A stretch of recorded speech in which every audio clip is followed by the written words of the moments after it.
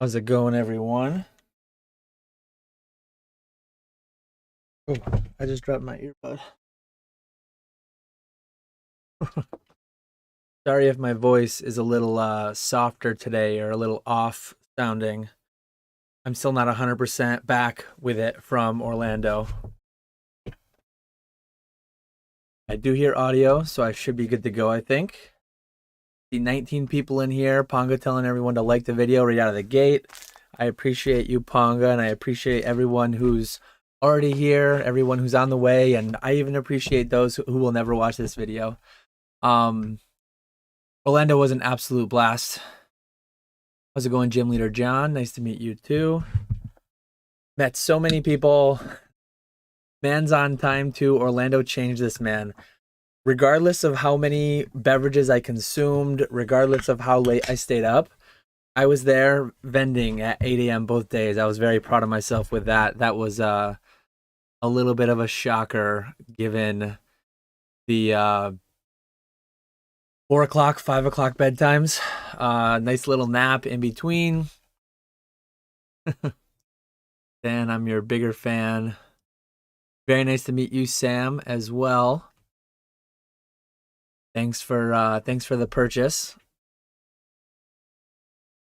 Don't mark me tardy. Yeah, I'm keeping note. I'm keeping note of everyone who's on time, making my list. We got UAP in the house. Today, I'm not going to do like a full-fledged Orlando Collecticon recap, I wouldn't say. If anyone has any specific questions, I'll 100% answer them. I will do a video Monday that is more contained. You know me, my Collecticon prep was 40 minutes. My Collecticon post rundown will probably be 40 minutes to an hour if I had to guess. I'm probably going to go full PowerPoint mode. Sales, trades, buys. I'll kind of recap what I did as some of the tips and tricks and say how some of them panned out well as I expected. And then I'll add a few new ones that kind of came up while I was there. I was missing this or that, or I should have done this, should have done that. Certain inventory that sold well. I'll try to cover it all. So it'll be a lengthy one. And then as you guys know, I'm partnering up with Old Skool Pokemon on Pokeflips. We're going to be doing that live next week. That'll probably be a Collecticon recap. I've just been loving. I've only been back a few days now. And I've seen Oak's little recap. I've seen the Green Shiz had a recap. Then they had the one together with the Slab podcast. I think Cardboard Hands, Retro, and Old Card Shop. They've not done one yet. At least I didn't see it in my feed. But I think they talked about doing an Orlando recap on Cardboard Hands. I just love, I love all these recaps. It was such a great time. It went by so quick though. And then just reliving it. I'm one guy who has one story from the convention. And we had 2 sections full of great people having great times. And you can't, I mean, we did have the one dinner. We did have the one dinner where 18 of us went and they got us all in one table somehow. But overall, like, there's just so many people, so little time. You can't see everybody. You always are left like, oh man, I wish I talked to this one more. I wish I talked to that one more. I didn't even run into that one. That's just the way it's always going to be. Thankfully, there's, what are there, 8 of these a year now, and maybe more they'll add down the line. Who knows? We'll have to see. Such a great time. Let me take a sip of my Arnold Palmer. And I did set this up so that I have 2 hours to stream. If my voice just absolutely can't make it, if it starts falling apart, I probably will end early, but I'm going to try to go the full 2 hours. I'll try to pace myself and stay hydrated. I see Shug Nasty saying, heard it was your birthday, Dan. Yeah, Oak is an amazing dude. He was hilarious. He actually, at the dinner where there was 18 of us at the Brazilian steakhouse, he went and told the servers that it was my birthday. It worked out well because I'm not much of a sweet tooth, but my wife is. And she got some, I guess it was flan. I don't even know what flan is exactly. I tried a bite of it. I was not a fan of the flan. But my wife had it, so I guess I saved a couple bucks on dessert. Thanks, Oak. Let me see where we're at. Let me make sure I didn't miss any questions. How can we grab cash today? We grabbed some cash in Orlando. We did well. We did well. I'm sure the questions will come in. As always, leave questions in the chat. I do have a couple things I want to show, some Orlando related, some not. I might prep. For the first time in a long time, I have no cards in any backlog of any grading company. Nothing at BGS, nothing at CGS, nothing at PSA. I do have at least a 50 card submission for all 3 grading companies. And some of that is ultra modern new promo. Some of that is stuff I picked up from Collecticon. Some of that is the massive $25,000 binder collection that I bought of Naruto and DBZ and DBZ Score, stuff like that. So I do have some submissions. Some of it's PSA pack grading that I've got to send out. But yeah, I might just work through that today. I'm still not fully caught up, having gotten back from Orlando, but I did want to do a live stream. I didn't want to miss out on my weekly live stream, even though I don't quite fully have a good voice. Welcome back. Hi guys. How's it going, Cyber City? How's it going, CC Republic? Team Leader John bought a bunch of Japanese slabs and singles from base at Neo Set. Glad to hear you got some pickups. Pokemon Kai says, say my name. Sorry, I'm eating a bit of chocolate. I'm meant to get the snack in, but didn't want to be late. Sky says, tell us about Disney so I can make my wife jealous. Yeah, it's crazy. The weekend was just start to finish. It was an awesome weekend. And before I went on all the stories that'll come from Collecticon weekend, it's like my wife and I had a mini vacation before Collecticon even started. We went in Thursday night. We just did our own thing. We got in late. Didn't do much. Just kind of tried to get some sleep before the big day at Disney. We hit up Animal Kingdom Friday, and maybe I'll have to make a video. I joked with some of the guys down in Orlando that I'll have to make a video how to do Disney. Ketchup all does Disney. Tips and tricks, maybe a 45-minute PowerPoint presentation. You have to have the app. Like, there are definitely people there that still don't have the app. They just navigate, they wait in the lines, they go. You have to have the app. You can set up NFC, touch, or the magic bands to do your check-ins for your lightning lanes. But we paid $150 a piece for Animal Kingdom. A lot of money, a ton of money. When you're already spending that much, lightning lane was only $20 extra. So we did lightning lane, and then we paid for the bonus. They get you. Lightning lane covers everything except one ride, the Avatar ride in Animal Kingdom. So that was an extra $13 each. So we were all in about $200 with tax. But we did every ride. We missed one bird show. That was all we didn't do. It just didn't slot in well with our timing. But we hit every other ride, every other show in the park. We did Disney very, very well. We tackled it. We waited no longer than 10 minutes, I don't think, at any ride. And that was when the standby lines for some of these rides were 1 to 2 hours. We were just lightning laning them for 5 or 10 minutes, and it worked out really well. So if you do Disney, maybe I'll have a video down the line of how to do it well. But jokingly, there's actually a ton of videos out there. I watched a couple of videos before we went, and I had gone back in 2017. Back then it was called Fast Pass. Now it's Lightning Lane. It used to be free. Now it's an upcharge. But yeah, Disney was awesome. Probably the Safari and the Safari and the Avatar ride were probably my 2 favorite. The roller coaster was pretty solid. I used to be a pretty big roller coaster guy. Maybe I'm getting too old for it now. Once I went skydiving in college, roller coasters just kind of didn't do it anymore. You kind of raise that bar and then you go skydiving, and then it's like roller coasters don't do it. But for a Disney park, I was pretty shocked. The roller coaster was actually pretty good. So yeah, I was pleasantly surprised with the day. It was 90 and 90% humidity, but it worked out where we were in shows most of the peak 2 p.m. to 4 p.m. time where it was 90 degrees. So we were in the Nemo show and the Lion King show indoor where it was a bit cooler. It worked out fine. It wasn't, I mean, I sweat a ton. It was an exhausting day leading into Collecticon, but it all worked out and had a great time. The heat wasn't as bad as it sounded, honestly. I was really worried about it. Who won? Section 71 won by a landslide. It wasn't even close. Section 70 did well. I mean, everyone did. I mean, not everyone. I think Josh even mentioned in his own video, the Green Shiz, shout out him. He was happy that he didn't do great. Obviously, he wasn't very happy that he didn't do great, but he knew why. He brought 2 niche of stuff. I think he brought a bunch of Yu-Gi-Oh type stuff. So it's not like he everyone killed it and he didn't know why. He had the same stuff. Like he knew what the problem was, and if he wants to, he'll fix it going into the next one, right? So it would be unfortunate to sell nothing and not know why when you have the same stuff as everyone around you. But I don't believe that was the case. He knew what was up there. The Yu-Gi-Oh, I mean, Pokemon liquidity cannot be underestimated. How many Charizards pulled? That's something I'll get into in my video Monday. I priced my heavy packs too low, so most of my buyers of heavy packs were just people that are reselling them. Like, that's how good my prices are. People bought from me for some for the full price, some for nearly full price, and they're just flipping them on. I have a very small platform.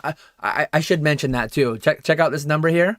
Over the weekend, I hit 3,000. I think it was the Moonbreon video on Monday that actually propelled me to 3,000.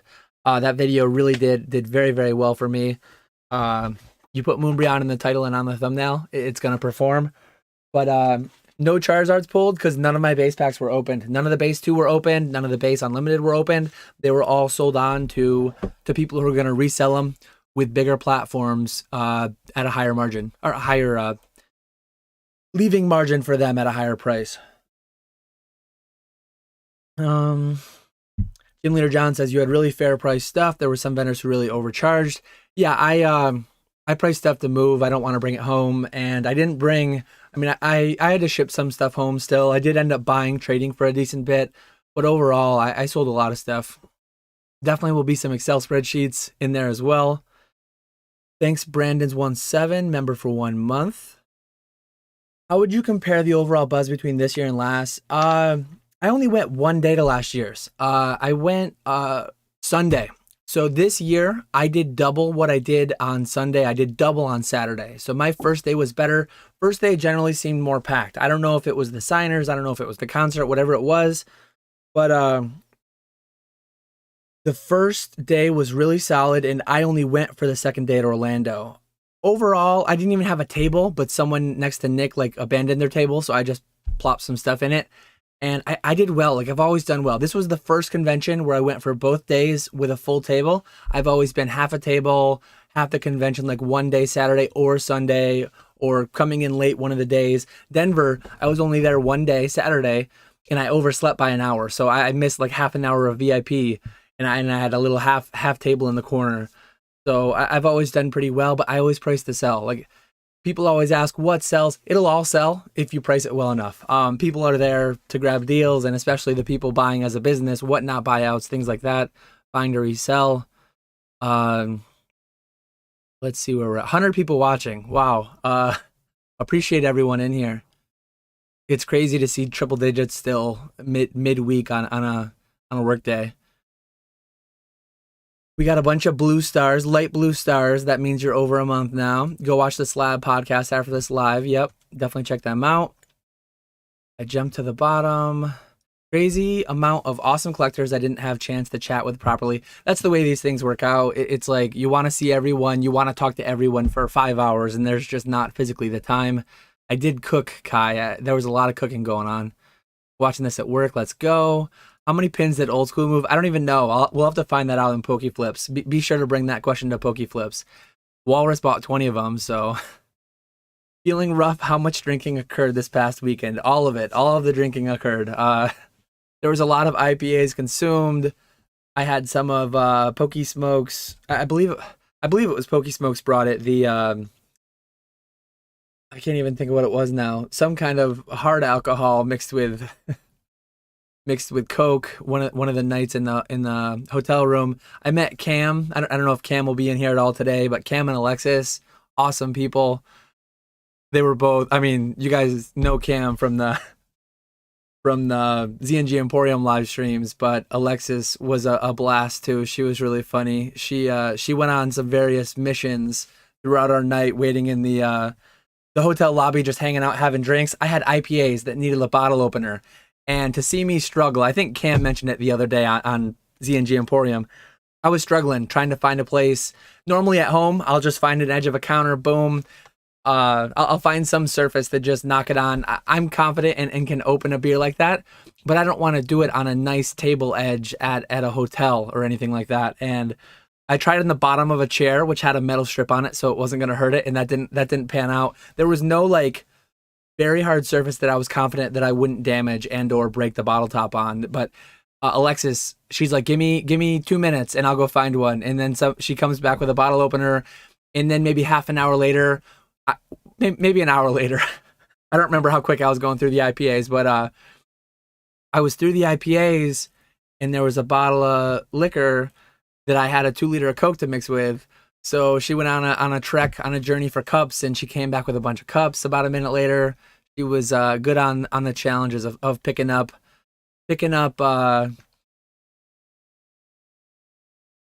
items needed for the consumption of alcohol, I guess.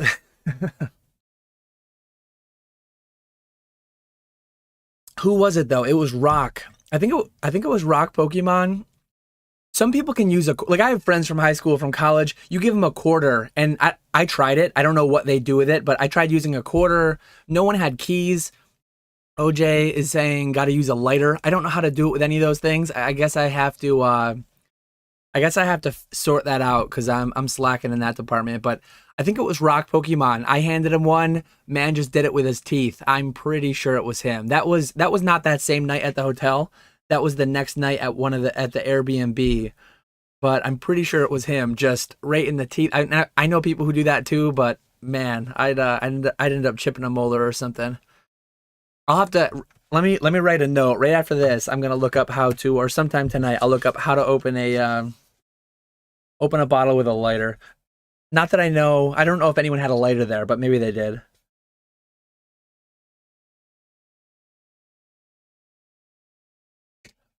Yeah, Wicked Waylord says hotels usually have corkscrews and bottle openers available too. I think she just went over to the bar and got a bottle opener there. I don't even know where she got them from. Probably got the cups from the same spot. We were right near like a market. So I don't know. I think they did sell beer there. So she probably just went over to the market. It probably wasn't like that daunting of a feat to accomplish, but I was pretty impressed because it got me my alcohol. I want details of what all you consumed at the Brazilian steakhouse. Well, the wife had the dessert, the flan. There was so many types of meat. One thing they didn't have, usually they have some kind of cut of lamb. I mean, Brazilian steakhouses are fairly common things even around me. I go to them a couple times a year. Any more than that, I'd probably have a heart attack. But picanha. Picanha is always my favorite one. I think it's a cut of sirloin where they leave like the fat cap around it. I'm bad when I eat steak in that if it's cooked right, cooked well, not as in well done, but cooked properly, medium rare, but where you kind of sear it on the outside and you get the fat on it, really the right consistency, I'll just eat it all. So picanha, it's a harder to find cut. I have one butcher near me that I can get picanha from, but other than that, it's a little bit harder to find, and there's really no steakhouses that serve it around me aside from the Brazilian ones. That's my favorite cut. So then they have like the peppered steak, they have flank steak, they have all different kinds of cuts, ribeye, and they've got it all. Then they had some really delicious chicken that was just, I think it was like a chicken thigh, very, very marinated in something delicious. I don't know what it was marinated in. They had chicken wrapped in bacon, all kinds of stuff. So much meat was consumed. It was a great, great dinner. I see Sam looking at the live chat. We had a 34-ounce tomahawk steak at STK that was crazy good one night. Yeah, I'm a huge fan of ribeye, tomahawk ribeye. That's the tomahawk part of it is more just for show, but occasionally I do buy a whole tomahawk ribeye, 2.5, 3 inches thick to throw on the grill, and I did one of those for the Super Bowl. Ribeye and chicken wings and charcuterie boards and things that don't pair super well, but just all taste delicious. Um, the internet was amazing. Honestly, that was one of the things I warned about, and I think still moving ahead, you shouldn't assume it will be. Cash is king, all that good stuff. Because I remember Orlando last year, there were people that just couldn't buy stuff because all they had was Zelle, Venmo, Cash App. All they had were things that required the internet, and a lot of people were just shit out of luck. But thankfully, it all worked fine this year. I received a lot of PayPal payments. I don't do Venmo. I probably will add Venmo though. That's probably one that I'll add. I'm not gonna do all of them, but I'll probably add Venmo. 2 hours worth of meat equals good time. Yeah. Feeling bearish on everything after Orlando. I'm feeling bearish on sleep.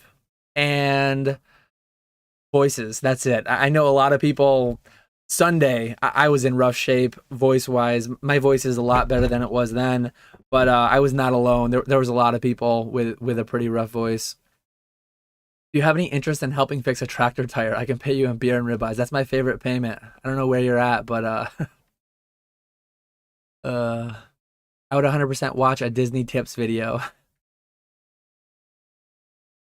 Anyone who doubts the hobby needs to attend. Plushies, keychains, weapons.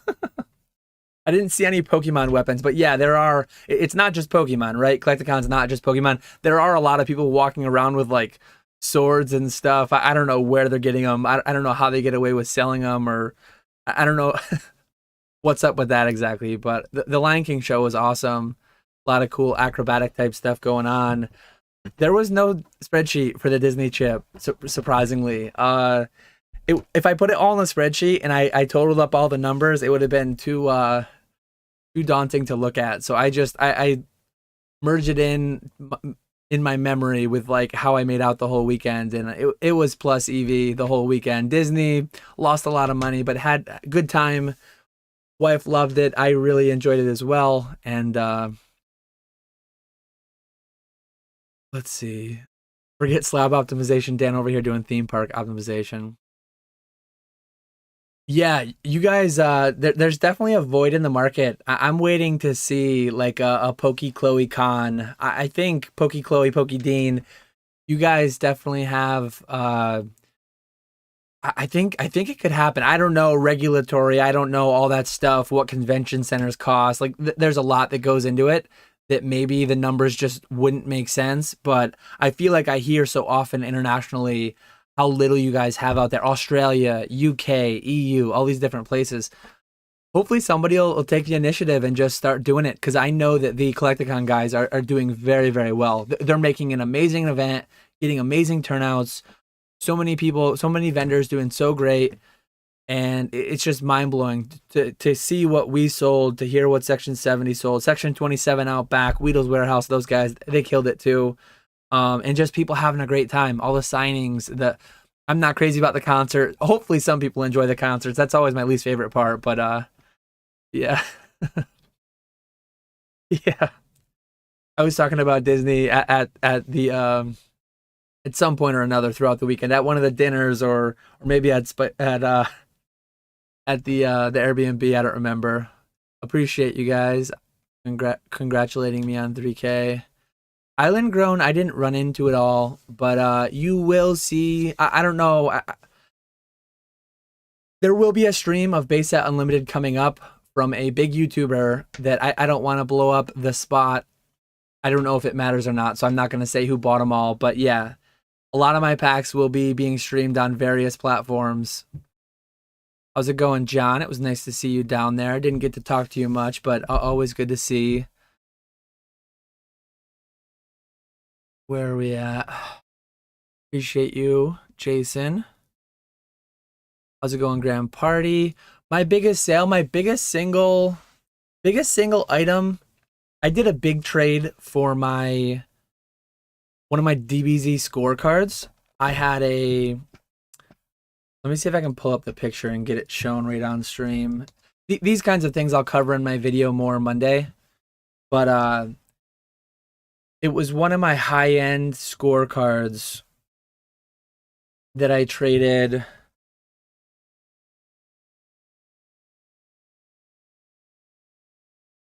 It was my Goku Super Saiyan 3 that I traded for like a lot of stuff. I traded it down into some liquid magic cards. I traded it down into some Pokemon. Um I'm trying to see if I can get this shown here.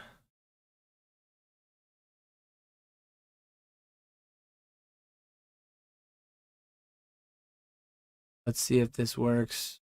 I think it's gonna be really, really big.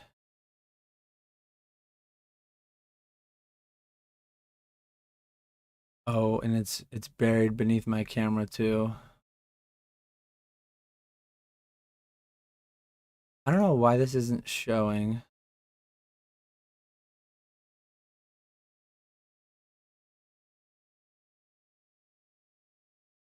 Okay. Let me try one more time, and I'm not gonna spend too much time on this because I will show some of this stuff in my presentation on Monday. But this should be it right here. So yeah, I don't know how well you'll be able to see it, but I traded a Super Saiyan Goku 3 along with the Tyranitar and the Rudy promo, CGC Rudy promo, for 2 Ellie from Kairos, a Charizard, Shining Gyarados, Shining Magikarp First Edition PSA 8, and an Expedition Charizard PSA 8. So that was a pretty big trade to trade. In my mind, the liquidity on the unlimited DBZ score wasn't as high, so I was trading down, but trading up in liquidity. I know that those magic cards graded aren't a huge thing, but I'm contemplating cracking them out of their cases. Well, I actually already sold the Charizard, but I'm contemplating cracking out of the cases the Ali from Kairos if I need to move them. But that was the biggest like singular card. As far as some of my buyouts, though, I had a couple of big buyouts from the Whatnot guys, and then I had a big like pack streamer as well that bought almost all of my base set 2 and jungle packs all in one fell swoop, like a 5-figure deal. So I had some very large buyout deals, and then I don't think I had a single slab bigger than the Super Saiyan 3 Goku, but I had a Metazoo card that sold for $1,100. One of the NFT exclusive cards that you got for owning the NFT. It was a duplicate that I'd had, so I sold that one on. There was a lightsaber table, a lot of sports tables for sure. Internet working was huge. People spent way more, I think, this year. Yeah, I took a lot of PayPal. I would assume that it would have just been a lot rougher show had the internet been working. My slab cracking video is what helped me do my first PSA submission. Thank you. Thanks for watching. Hopefully you make out better than I did on my slab optimizations. Been live for 10 minutes, somehow already 45 minutes behind chat. IPAs for the win. Light Blue Gang. Will Collecticon turn us into alcoholics? LOL, asking for a friend. Congrats on 3K playa.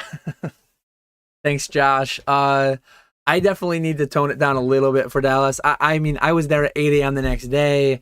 I'm almost 33 years old. I still don't really get hungover. One of these days it's gonna hit me like a train. But as of right now, I'm good to go the next day. As long as if I forget to drink like a Powerade and a bunch of water before I go to bed, then I'm in really rough shape. But I remembered to hydrate before bed, and I was up good to go. Maybe still a little tipsy in the morning for the first couple hours of the convention when I'm going. But yeah, opening beers up with a wedding ring. I don't know if I'll do that. I guess mine's kind of scratching Denny at this point anyways. I made my own wedding ring, which a lot of people who think I'm like cheap and stuff like that will probably find funny. Frugal, whatever you want to call it. I would call it resourceful. I would call it handy. I melted down, because I'm a coin guy, I melted down walking $50, and I actually like forged my own ring. It was really cool. I bought Delft clay, it's called.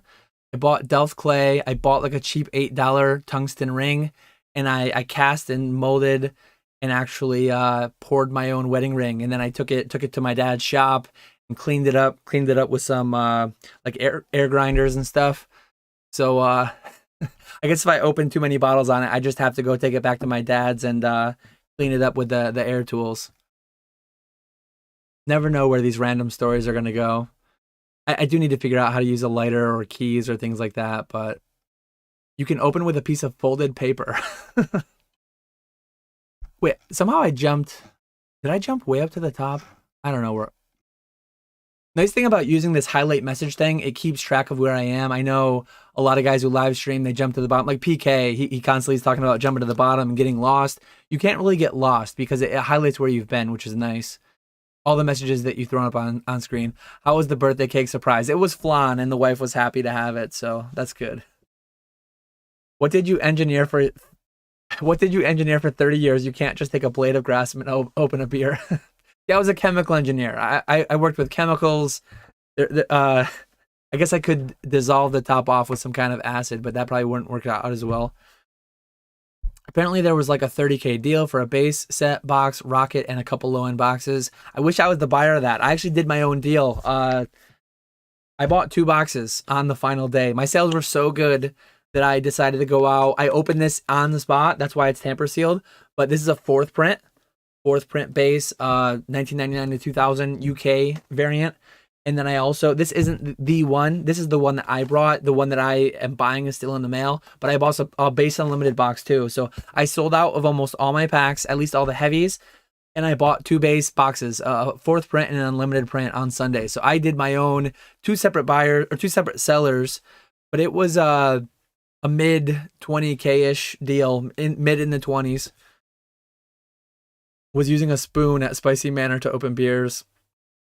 Keychain bottle opener. No one had one. I didn't ask the whole room. If I had just yelled out, "Hey, I need a bottle opener," probably would have gotten one thrown at me. But yeah, I need to make sure I don't keep one on my keychain. When I'm home, I've got plenty of openers around. I can just or I can just open it on the edge of something. But I'll have to make sure for the next that's something I'll have to write on my list. Bottle opener. Let me write that. Because you know I'm going to be buying 6 packs of IPAs at Walgreens, some fancy thing that needs a bottle opener. That's the one plus about like Bud Light, things like that. You just crack them open and drink.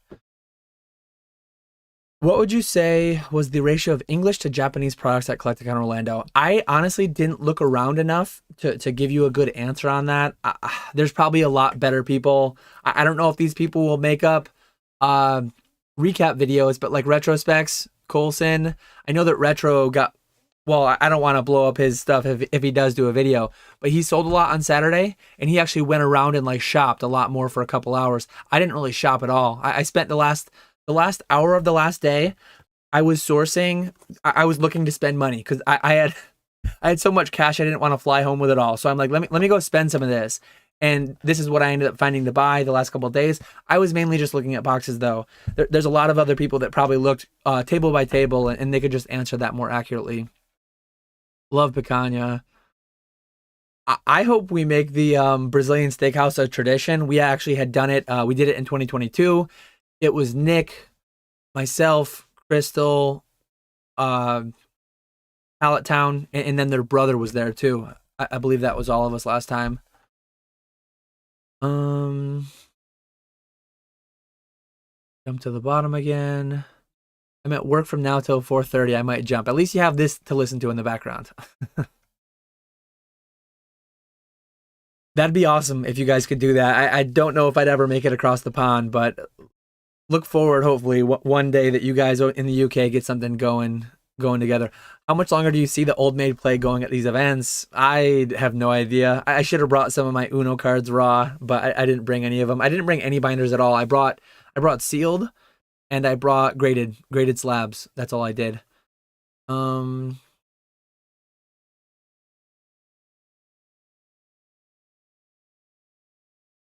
Mad for taking an Uber though.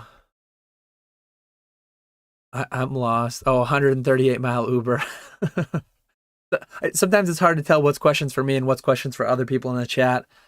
What products are you bullish on selling in the near future? Sealed packs. I only brought like 200 or maybe 300 Crown Zenith. Had I brought 500, they would have all sold. I think Nick did sell 400 or 500. I know Weedle's Warehouse had quite a few. I sold mine at 5 a piece. I had one person buy 100 from me. I went down to 450 on them. I really didn't want to bring modern packs home. I shipped those down. But a lot of people want an experience. They're there to have fun. I ended up ripping. Shout out DNA. DNA bought like 5 or 6 Crown Zenith packs from me. I gave him a little bit of a deal on them. Then he handed one back to me, and I ripped a Leafeon V Star, and then I had a double banger pack, Friends and Hisui. So like these cards, I'll probably just keep part of my little like memento stuff from the convention. Appreciate you, DNA. Who knows though? Maybe they'll grade 10s, and I'll just have to sell them. I don't know what they go for right now.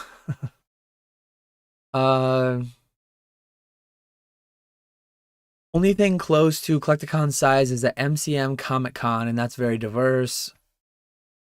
Glad the score did well for you. You must have had good financial advice. Yeah, shout out to Kai, shout out to Colson, Retro. Shout out to everybody who helped me out. DNA went through a lot of my Yu-Gi-Oh that I brought down. I brought down like 3K raw cards, and Retro went through them, Colson, DNA, and I tried selling them some stuff so that they could have a lot of meat left on the bone and make a little margin. I sold a little bit of stuff to Kai from that collection, so that hopefully I'm eating well on that collection. I'm making out very well, so I want everyone to do well with it.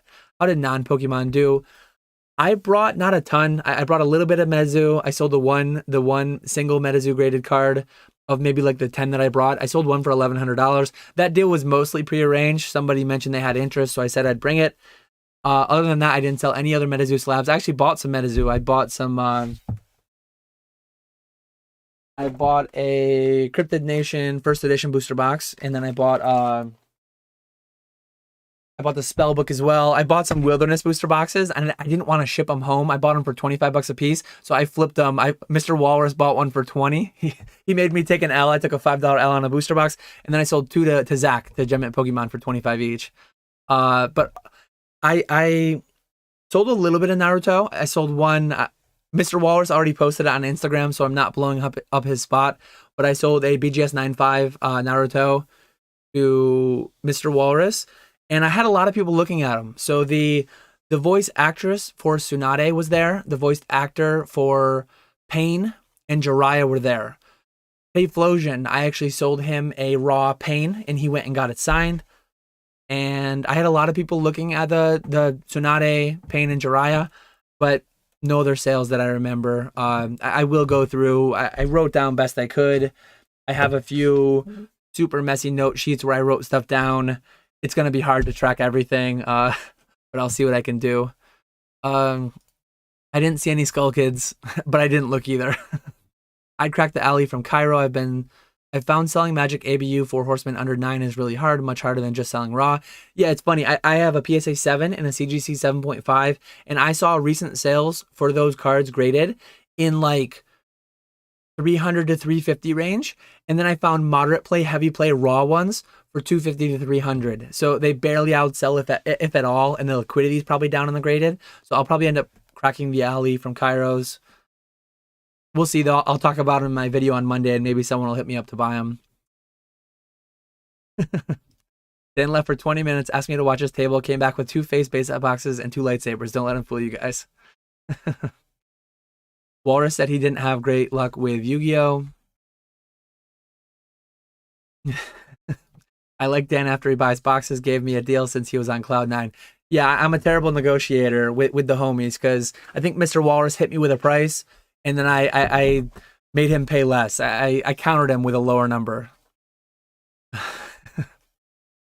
Jesus, that's the most Dan thing I've ever heard. Not sure if it's about the Walrus comment or about something I said.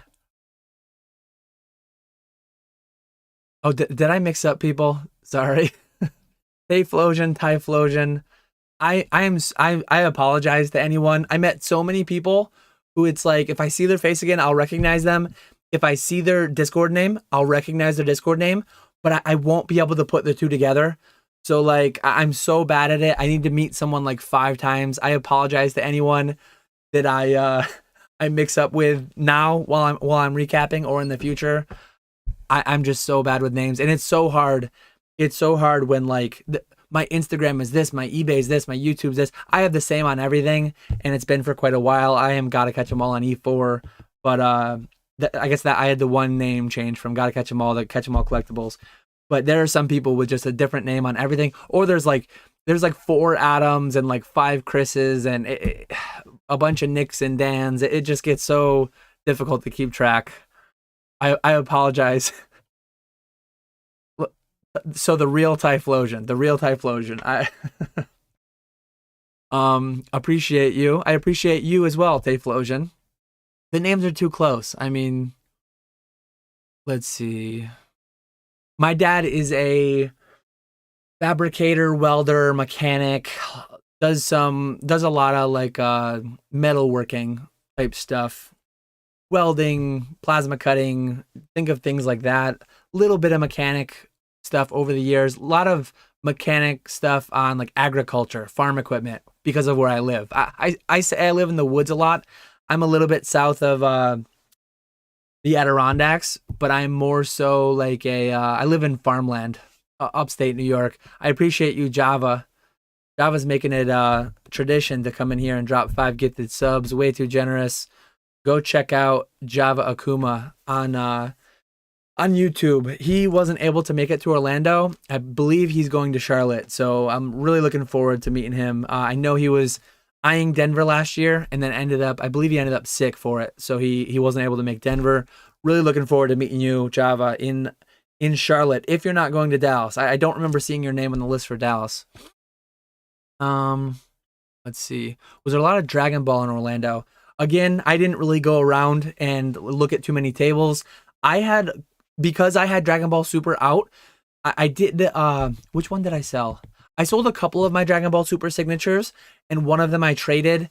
I forget which ones exactly because I'm not great with them yet still. But there were quite a few people coming to me like, hey, do you take Super and trade? I saw people with Super on some of the other tables in the section trying to trade them. So it was out there. How much? It's hard to say. Pokemon was the main thing for sure. How's it going, Mason? I hopped into your live a little bit ago. You were doing the race for rotation, going through Bulk Mountain. Hopefully you don't get through all of Bulk Mountain, because I want to come down and visit you sometime this year, and I hope I can get a photo alongside Bulk Mountain. Wicked Wellord says, I just put a deposit down in our wedding venue a couple days ago. Going to take the missus to look at wedding bands soon. Oh, this is maybe when I was talking about how I made my own wedding ring. I didn't subject my wife to the torture of having homemade wedding rings. So I did go and buy hers. I bought her a nice chemical engineer in me. I wanted to get like the quality stuff when it came to the metal. So I got her a nice platinum band on both her wedding rings. And then, you know me, a value frugal, shrewd buyer. I got like I believe it's GIA certified diamond for her engagement ring. And I didn't go like, it's not like anyone who met her, it's not like popping off the ring. It doesn't look like one of these things. I got my Rudy Kit flesh and blood thing. It's not a ring like that by any means, but it's a smaller diamond.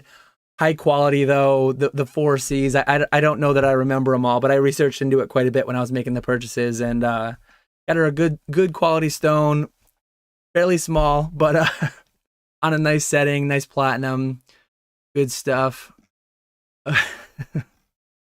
Bearish on IPAs. I'm bullish on the consumption of IPAs, which that's what you might mean by bearish on IPAs. And appreciate you, Alex, for that title. I did the math behind Moonbryon in that video. It might be my fastest video ever. I think it was to 2K views in under a day.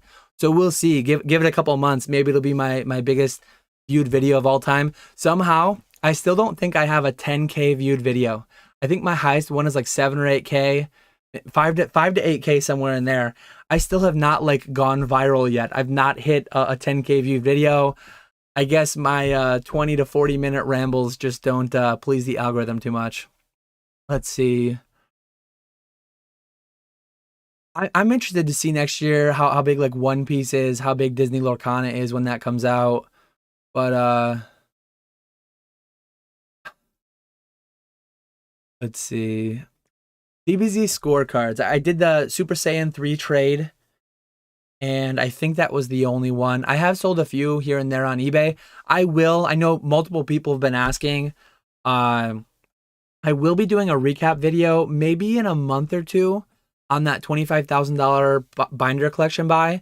The one with the DBZ score, the DBS, the Yu-Gi-Oh, the Naruto, all that stuff.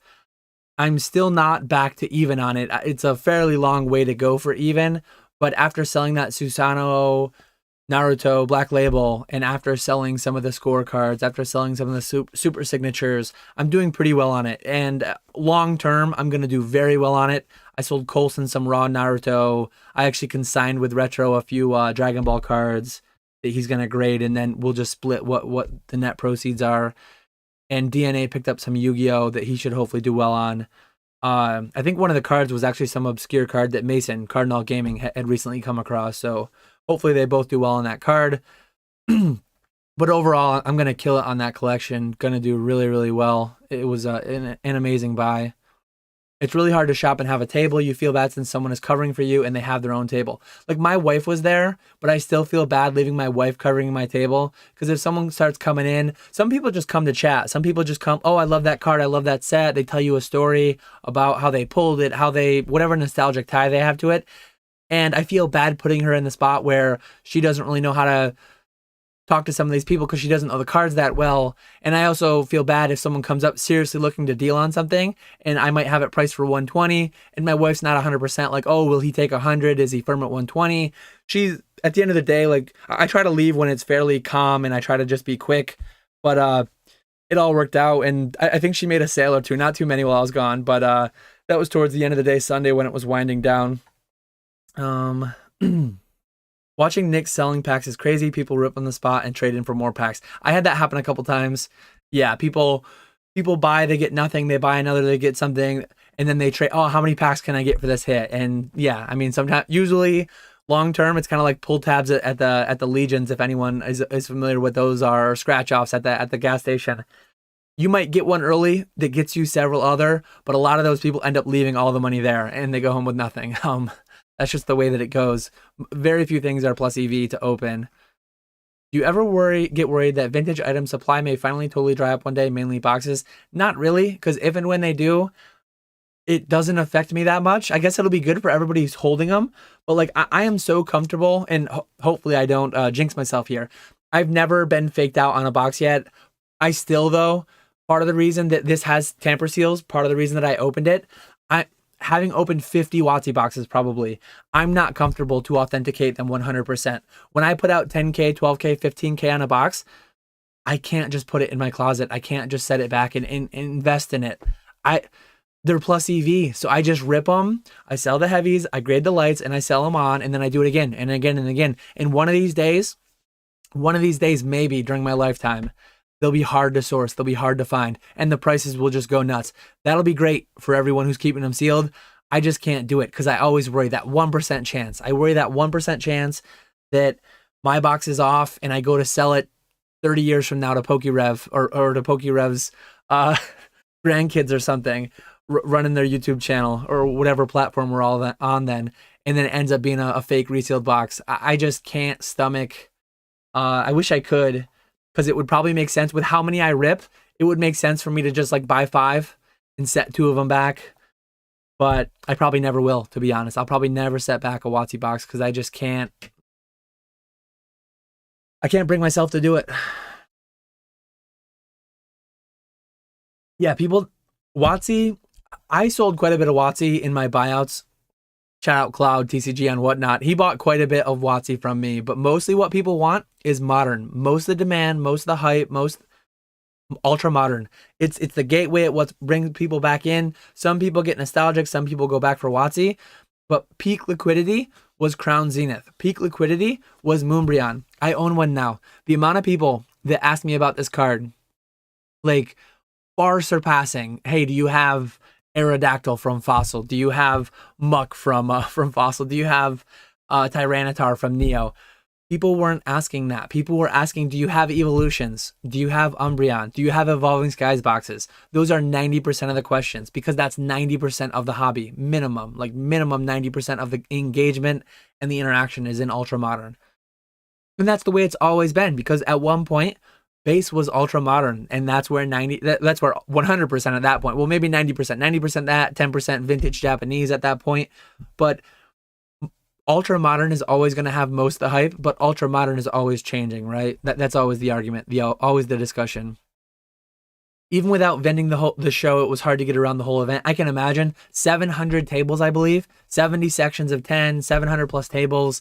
It's mind blowing how big they are. It's great to see how big they are too. Denise loves Pokemon, as do we all. I appreciate you.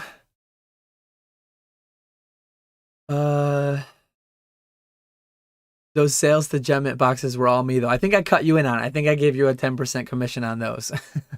Who's impersonating me? We're to the point where I called Typhlosion the real Typhlosion. So I'm still over 10 minutes behind the other Typhlosion. Sorry guys, again.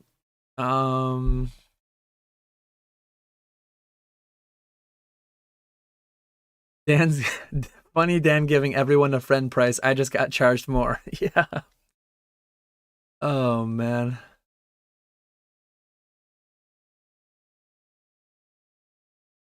Appreciate you, Java, for the congrats on 3K and for the gift subs. Yeah, there you go, Walrus. Be sure to scroll back up to 3:11 p.m. Click that link that Mr. Walrus dropped. Give a follow to Java Akuma. How are the Yin Yang twins? I just clicked the wrong one. Oh no, I clicked the right one. I could just hear noise. I couldn't even tell what song they were playing. It's way too loud.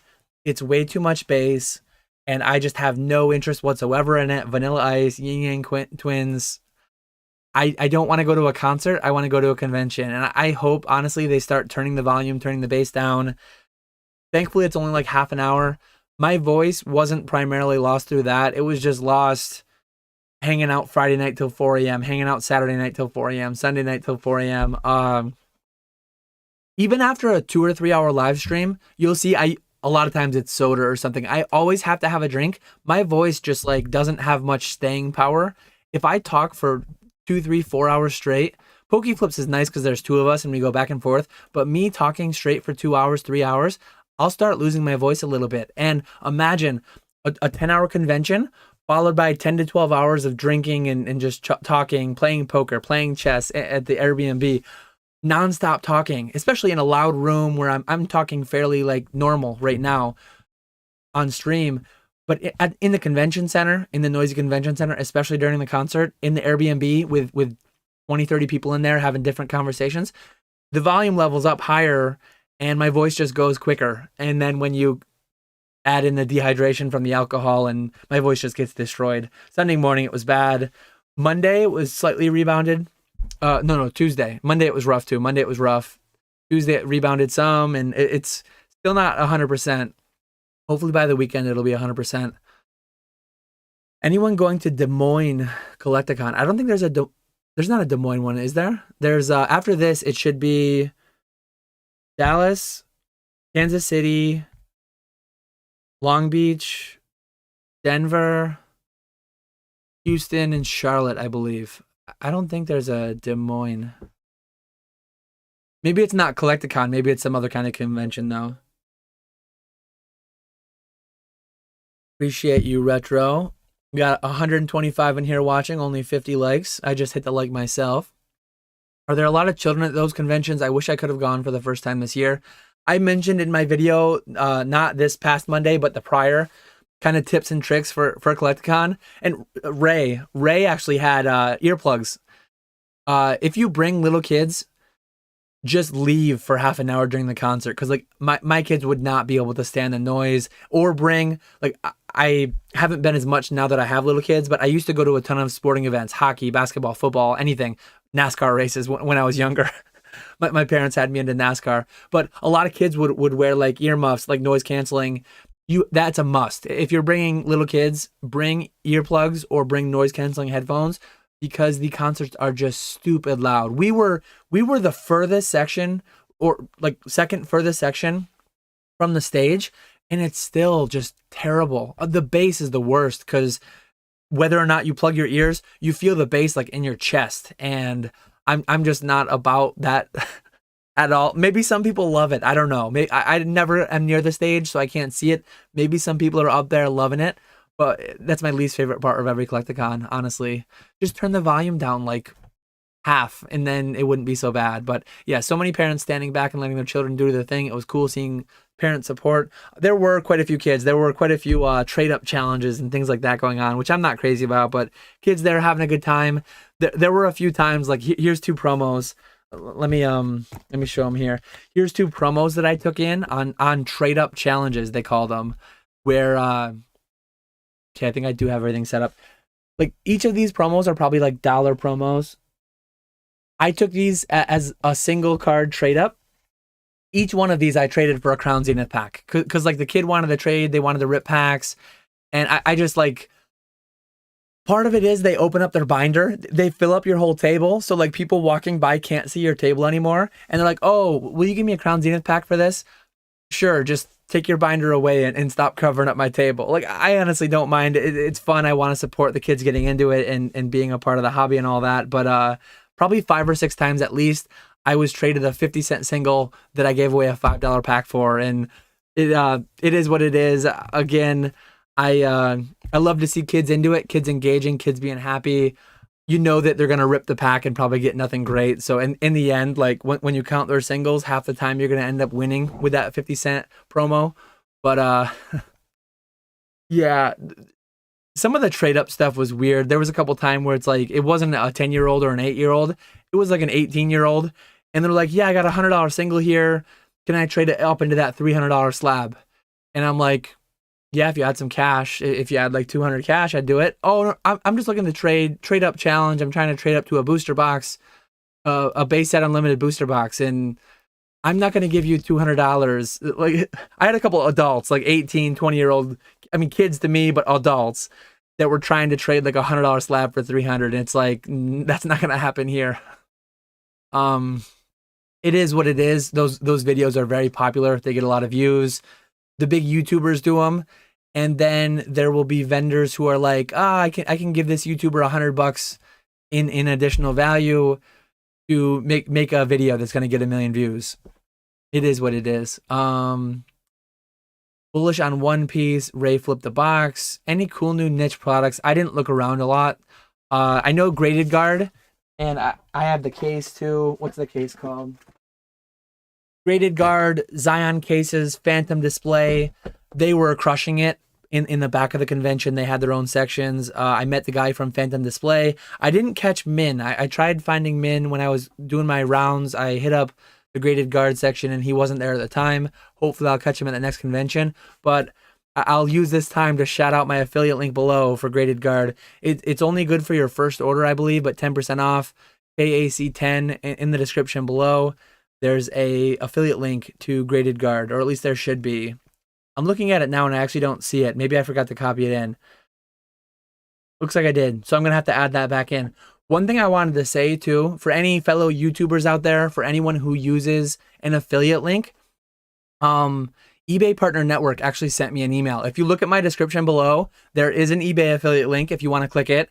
If you click it, I might earn a commission. You'll see, I don't want to say anyone else's names, but there are other Pokemon YouTubers out there who were also hit up by eBay Partner Network saying that simply putting affiliate link in parentheses next to your link is not sufficient. They want the full statement. So my full statement is when you click on links to various merchants on this site and make a purchase, this can result in the site earning a commission. Affiliate programs and affiliations include, but are not limited to, the eBay Partner Network. So eBay actually was like, we're gonna stop working with you. You're gonna stop having an affiliate link if you don't add this disclosure everywhere. So over on my website, in all my YouTube descriptions, on my Instagram, on my Linktree, anywhere you find my affiliate link, there's a much lengthier disclosure knowing that it's an affiliate link. That's like FTC regulated, and I wasn't intentionally circumventing that. I thought just putting affiliate link was sufficient, but apparently it's not. So shout out for anyone who has eBay affiliate links. You might have to start adding a much lengthier disclosure. Just keep an eye out for that email if and when it comes.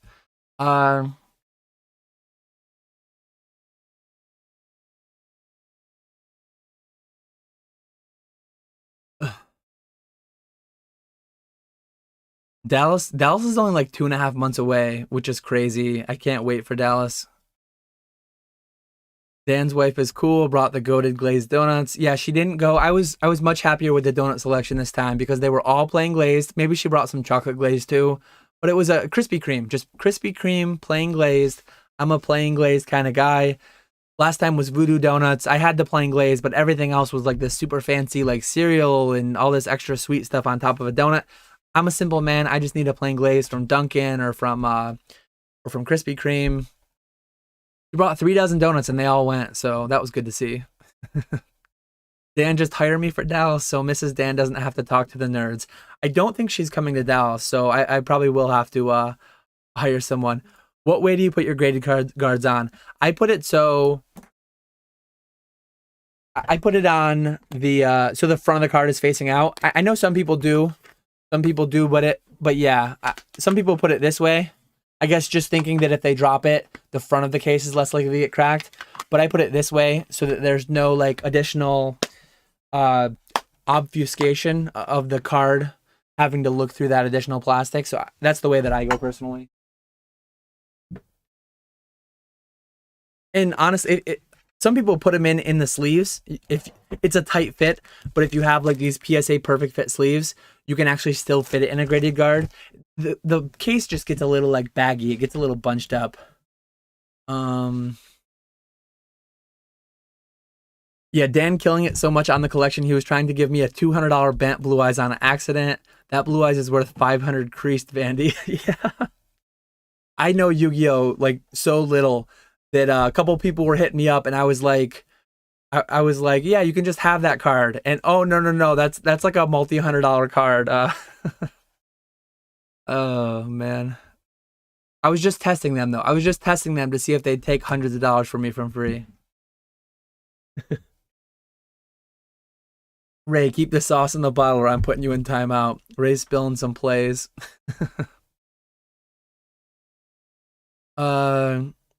There was some Yu-Gi-Oh there. You like ask DNA that. I don't know if DNA is still in here, but DNA bought some of my Yu-Gi-Oh from that big collection.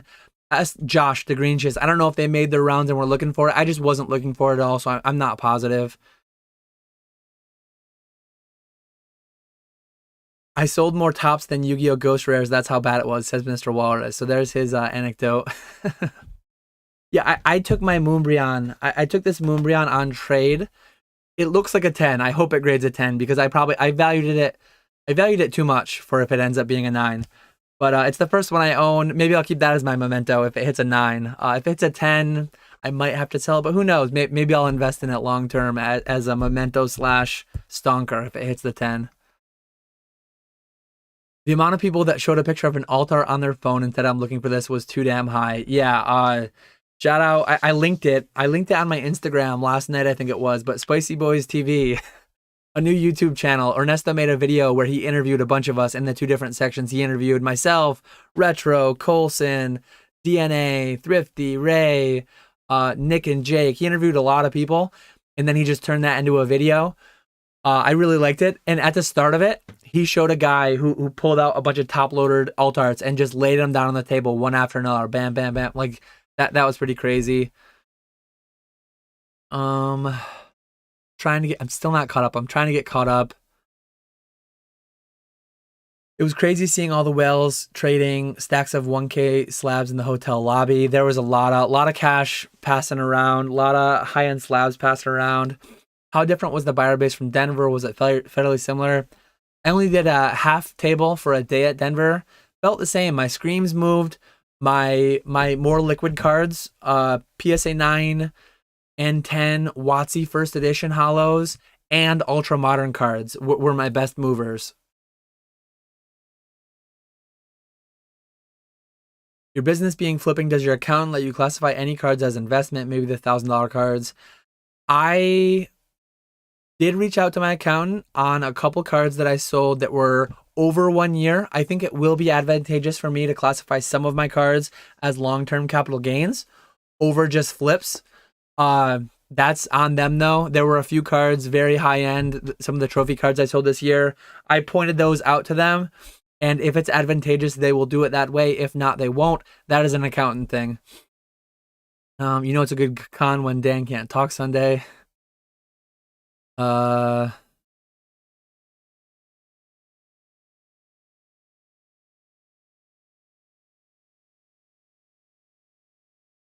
there's something in Des Moines, ping me.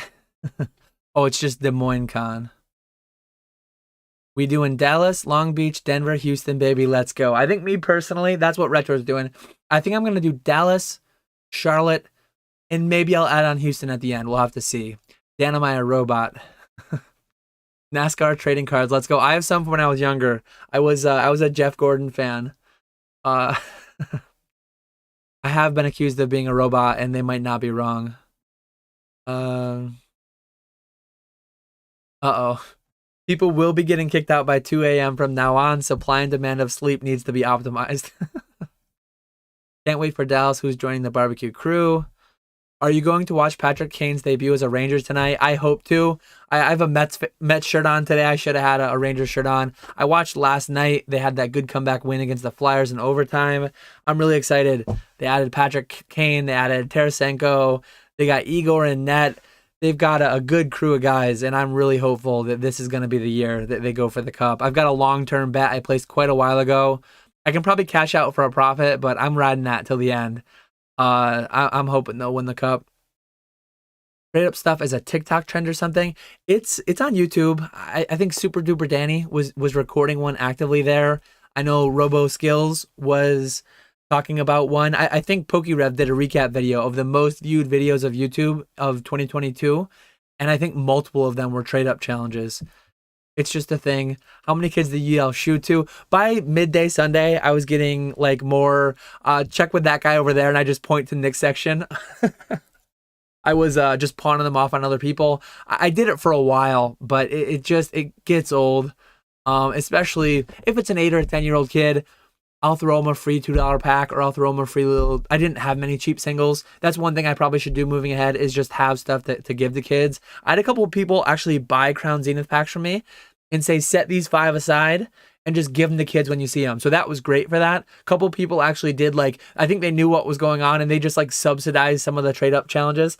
Shout out to those people. Some were random people, some were people that I know. So shout out to all you guys buying a couple packs for the kids. And I did... I took the L on some trades, like I showed.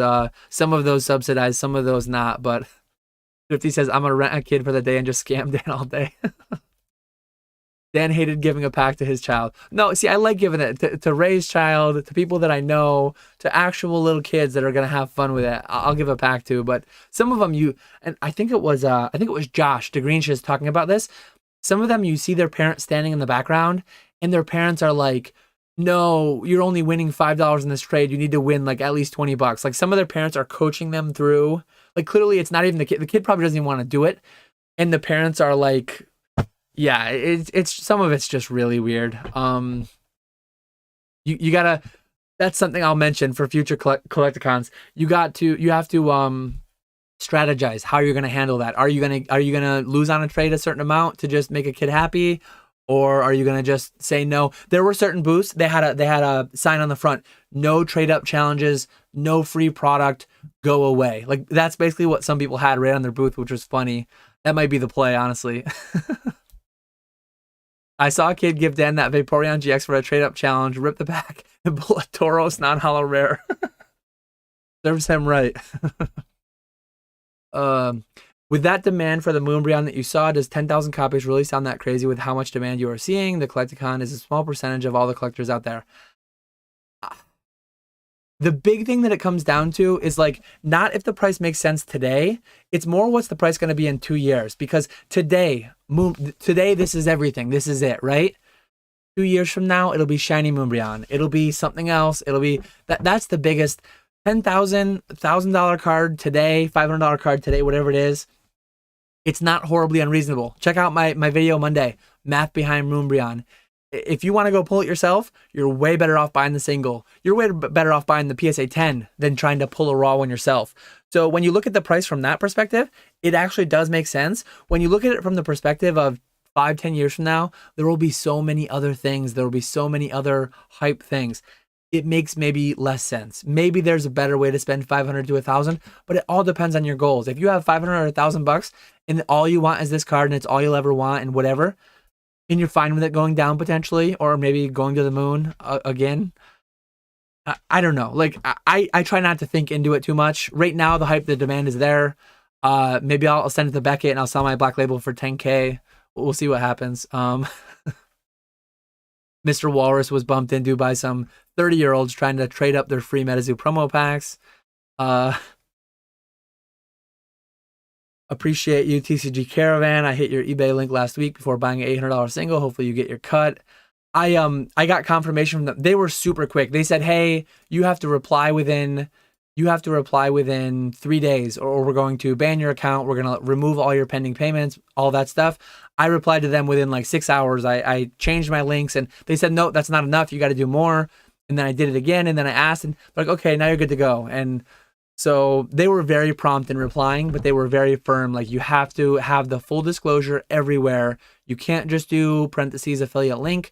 It has to be there. Your character limited on Instagram and on Linktree. So I typed something up that's as close as I could get. I sent it to them and they approved it. So you might not necessarily have to have the full disclosure, but there are a couple other PokeTubers that I know got hit that also added the full disclosure just to be safe. I don't want to have to go through 258 videos again and 49 lives again. I didn't know how many videos I had, but since I had to manually do it last night, I know now. I had 258 YouTube videos, counting shorts, and 49 live streams that I had to manually. It took like 45 minutes. It wasn't that bad. There are services where you can actually, I think you need to give your login to your YouTube account, but it will go in and it will automatically add a line. I just didn't want to pay 25 bucks. It was less about paying 25 bucks. It was more about giving the login credentials to my Google account, my YouTube account. So yeah, I appreciate anyone using that affiliate link below. There's just a lot lengthier disclosure now before you go click it.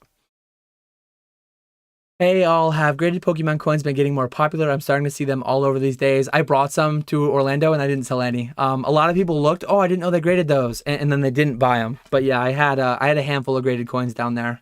This is a random PSA 8 Blastoise I have, but I had PSA 10 and 9 Blastoise and Charizards, and none of them sold. I had them priced higher than I had to, though. I had $100 on the 10s and 50 on the 9s. That's what they sell for on eBay. A little bit less than what they sell for on eBay, but people looked and they didn't buy. Are you a plain chips kind of guy too? Plain chips with dip, but if I have to, if there's no dip, like hell of a good French onion dip is probably one of my favorites.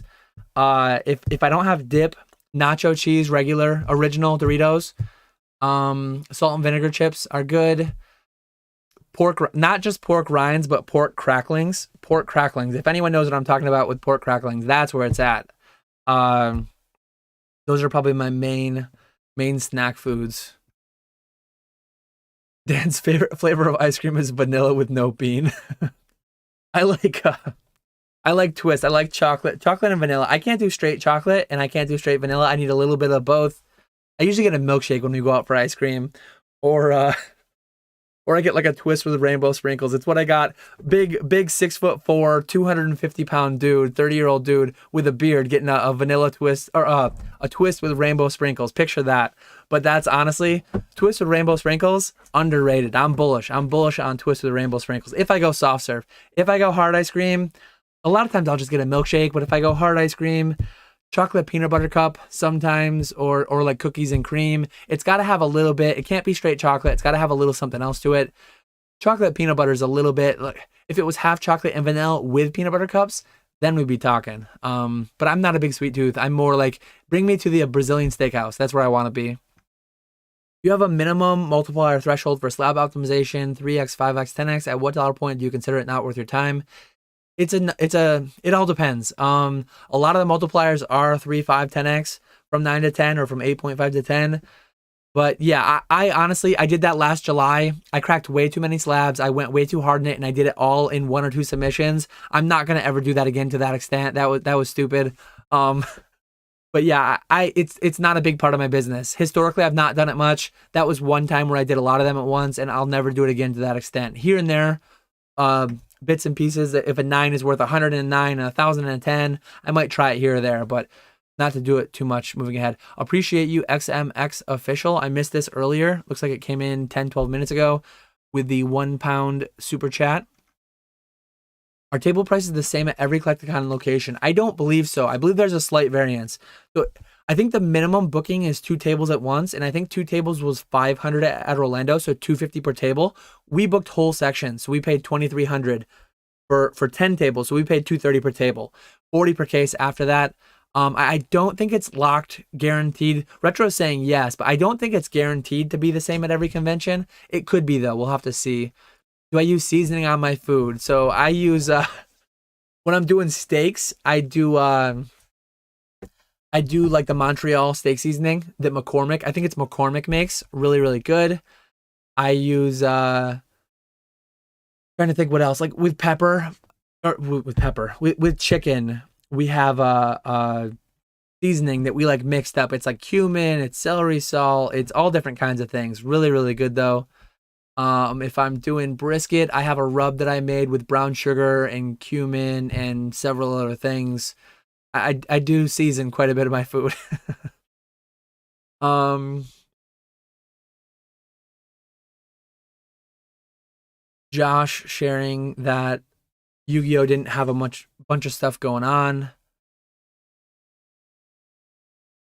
Dan had a $950 card based on last comp, unsleeved in a cardboard row. Twas dark.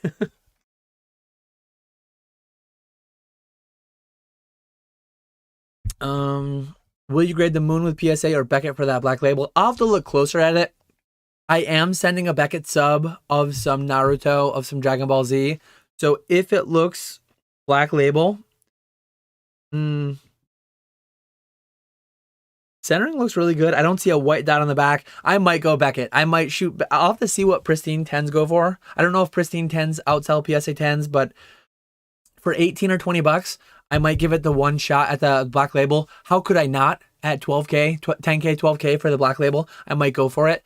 If it black labeled, I would obviously sell it. That screw mementos. That would be that would be gone. I would keep another card as a memento, but I would just keep the Leafeon V-Star I pulled as my memento if that thing black labels. But I probably will honestly try it for Beckett with another submission, and then if it doesn't hit, it's 90% a PSA 10, if not higher. I mean, they already grade it 80% PSA 10s. Selection bias, people don't send them all, but this one, I took it in trade. The guy was saying it's probably a 10, and he seemed legit. He wasn't making stuff up, and I looked it over. It looks like a 10 for sure. My wife walks in the room and looks at my phone and sees Dan and says, "Hey, that's that guy." At least she remembers you from Sunday. LOL. Very nice meeting you and your wife, Brandon. What did you get from Orlando? I've showed a couple things, but big buy was the two unlimited booster boxes, 1/4 print, and then some random things. I'll show it all Monday in my video, but I got a trade in of the metal cards, part trade in for one of my slabs. I forget which slab, honestly. Part trade. I got the 2 metal cards from Celebrations. I got the Moonbreon. I pulled the Leafeon V-Star. There's a handful of things. I actually did have. I forget what trade these came in too, but I've got some WotC cards. Let me show real quick. I got these WotC cards. I believe these are pretty clean. I don't think they're like gradable, but maybe they'll just be Troll and Toad Evo inventory. I'll have to look. But I got some base unlimited. I got a Celebi first edition from Neo Rev. I got pretty damaged, but still value, obviously. Pretty damaged EX Dragon, Rayquaza EX. And then I think this one's got some damage, but a Lugia from Neo Genesis, I mean, unlimited. I got some cool cards in trade. Not looking for trades ideally. Ideally, I just want to sell stuff, but trades were there. Top 5 sealed products to buy right now. The next 5 that come out from my distributor, buy them wholesale. I actually bought one of my distributors still has limit 12 weekly, 3 cases of 4 each, so 12 Charizard UPCs. Charizard UPCs I'm buying for $84.50 right now. Obviously, not everyone can buy them for $84.50, but to me, the value is insane. 3 Charizard promos in there. You got all the packs, and I'm scooping those. People aren't caring about those. There are Evolving Skies packs in there. Who knows? You might get a Moonbreon, but I'm not buying any of the things that are post. Like I buy them wholesale, and that's it. Not everyone can do that, but I would stick with buy stuff when they're cheap. Don't look backwards. Don't look backwards and buy stuff that's already doubled or tripled. There's going to be many, many more releases moving ahead. Buy them when they come out, as close to the floor price as you can. Not floor price, as close to the entry price, as close to the original price, sub MSRP as you can. That's where I'm at. That's where I've always been at. I don't chase. I don't look back and chase. I look ahead and I just buy value. What was the most surprising sale at Collecticon? I'm assuming you're talking about what did I make that was the most surprising. Probably that Super Saiyan 3. I had no expectations for like what my Dragon Ball Z was going to do. My Pokemon all did well. Wasn't that surprising though. So to see me sell my highest single price slab, which I think I had 2,500 on it because there was one on eBay, And I pretty much got full value for that Super Saiyan 3 Goku. In trade though, but I pretty much got full value for it. It was DBZ score, BGS 9 unlimited foil, Super Saiyan 3 Goku. Uh, so that was probably my most surprising. I brought it because it was high value. I knew that some people are into that, way more niche than like Pokemon. But I wanted to have some diversity and see what happened, and I was very happy to see that sell. Right after Dan got the Moonbreon, he walked around flexing, claiming it's a guaranteed 10. Then can we see your Pokemon cards? I've shown some of them. I can't show like all of them, but you got some in the background. You got some that I've shown off here. Appreciate you, Brandon. How many packs did you keep that you were supposed to give away? I did none of them. All the Crown Zenith went. I probably did 5 of the trade up challenges where I just got wrecked. And then I also handed out at least another 5 to just random kids too. Some of which were subsidized, some of which were bought, and then some of which weren't. The money in this hobby's really gotten crazy. People just think Pokemon is a new form of currency sealed as the future. Yeah, it's wild. The demand is wild. What the broader economy is doing, what it's going on. I don't know where all this money comes from, but I'm running it. Ruffles with French onion dip. Good night. Yeah. You need to have. You can't have the what is Wise calls it ridges. Ruffles calls it, or maybe vice versa. You need the ones. If you have a flat chip, they'll just break when you dip. You need the angles in there. You need the ridges to get that extra support so that you can load that bad boy up with some French onion dip. I really like Utz too. I think the big ones are like Wise and Lay's, but Utz is out of I think Pennsylvania. My wife and I we did a trip for our honeymoon one year to Pennsylvania, and we toured a couple of breweries. I really like going and seeing how food is, well, not just food, but like how things are manufactured, how things are made. I used to love that TV show. I think it's still around, How It's Made. But we went to like the Utz factory, and we went to the Hanover factory where they made the pretzels, and we toured some breweries. I really like stuff like that, going and seeing stuff being manufactured. I used to work in manufacturing, chemical manufacturing, but I'm not around that anymore. So seeing stuff like that, how stuff's made, is cool. I'd pay money to see Dan eating ice cream with rainbow sprinkles. LMAO, I'm getting Dan a dip cone with rainbow sprinkles 1,000%. Maybe next time. Maybe next time I'm out.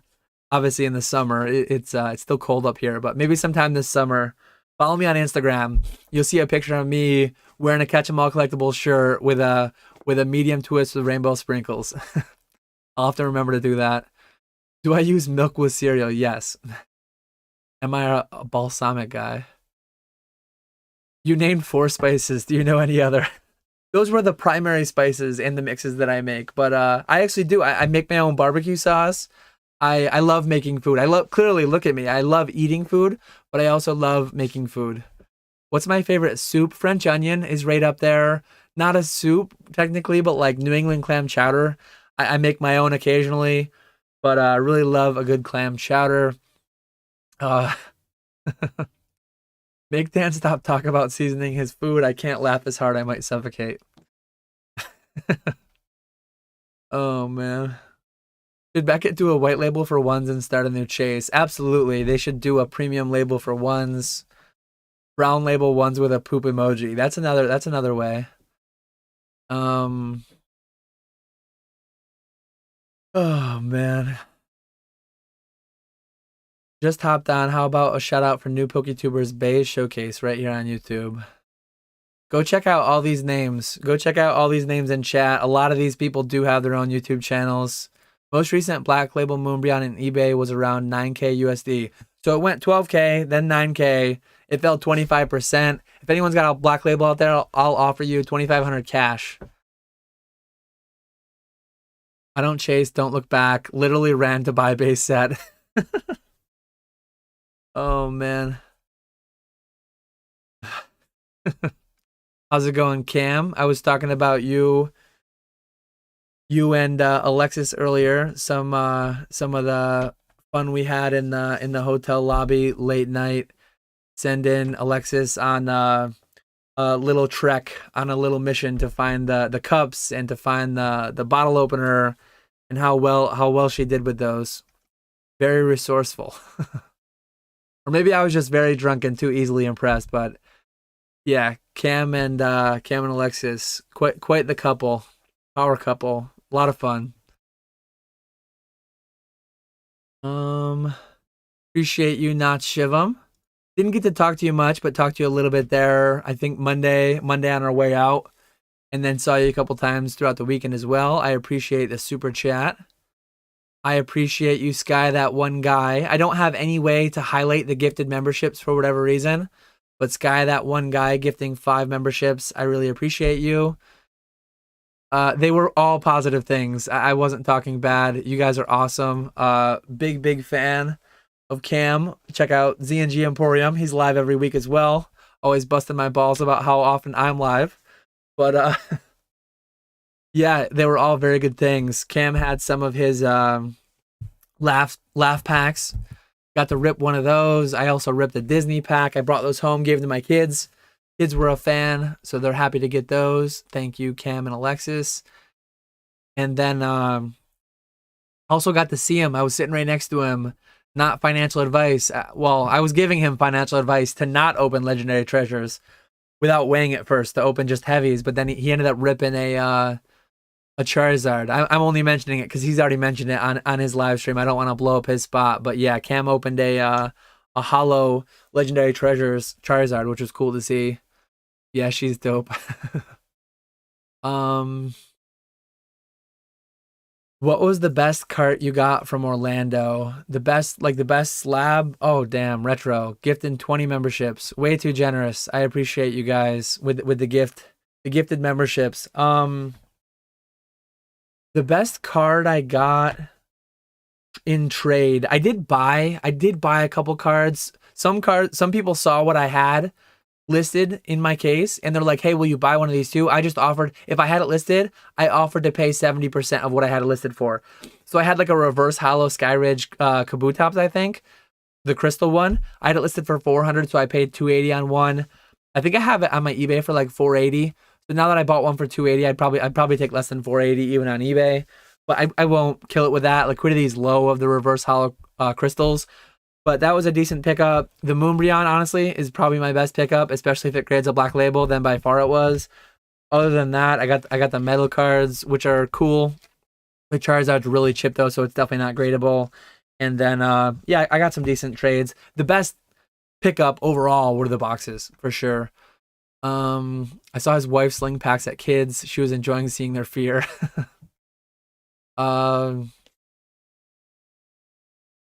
It's 1 p.m. and Dan is talking structural engineering around chip ridges. God bless this hobby. Yeah. Classic ruffles and ranch dip, unbeatable.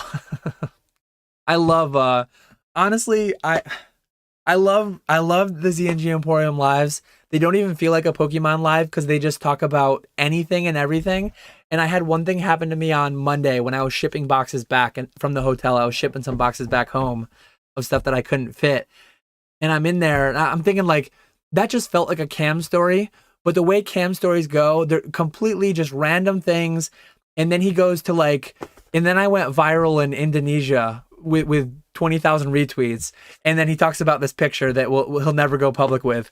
But mine didn't end with, I won't be able to end it with any random thing. But yeah, I was shipping boxes back home with Nick, with Old Skool. And I'm in there with my Quaxley shirt. You guys have seen it on stream before probably, but it's just a blue shirt with a big Quaxley on it. And one of the ladies in there was like, is that a duck on your shirt? And I looked down, I'm like, yeah, that's a Pokemon, that's Quaxley. And then the lady, the other lady that's doing the label and stuff for the package is like, oh yeah, I never played it all the years. I held out from 2016 to like 2022. She held out, didn't play Pokemon Go at all. And she just recently started. One of her friends, one of her coworkers, I forget who it was, but somebody just got her into Pokemon Go. So it's like, people always ask, how did nobody rejoin in 2016 with Pokemon Go? How did nobody rejoin during the pandemic? How did nobody rejoin whatever it may be? There are still people every day joining Pokemon like for the first time. This lady, the one saw the duck and I told her how it was Quaxley. And then the other one was like, oh, Pokemon. I talking about shinies, talking about doing raids, talking about this and that. And it was just funny Again, it doesn't have the classic Cam ending, but it just feels kind of like a random Cam story. And if I ended up going viral in Thailand on Twitter, that would have been the perfect Cam ending. But yeah, just a completely random thing. I wouldn't have even thought to remember it. It wasn't like a very big thing, but right when she said it, I'm just thinking like this is a story that Cam would have told on their Never Punished podcast, whatever they're calling it, and then it would have just diverted into some other story about 15 years ago when he was playing Call of Duty and I don't know. Funny. Um, I don't know if my voice will hold. Spends an hour on snacks. Love these streams. This is value. Chat is wild right now. Milk or cereal? Cereal first. Only one right answer. Cereal first. You have to do cereal first. That's the only way to go. I don't eat ketchup at all. Honestly, ketchup or A1 on your steak. If it's a terrible steak that was way overdone, I will use A1 because A1 is one of the most delicious sauces around. I never use it though because I like steak is too good. I don't want to. It's overpowering. If a steak is good, I will just eat the steak and enjoy the steak.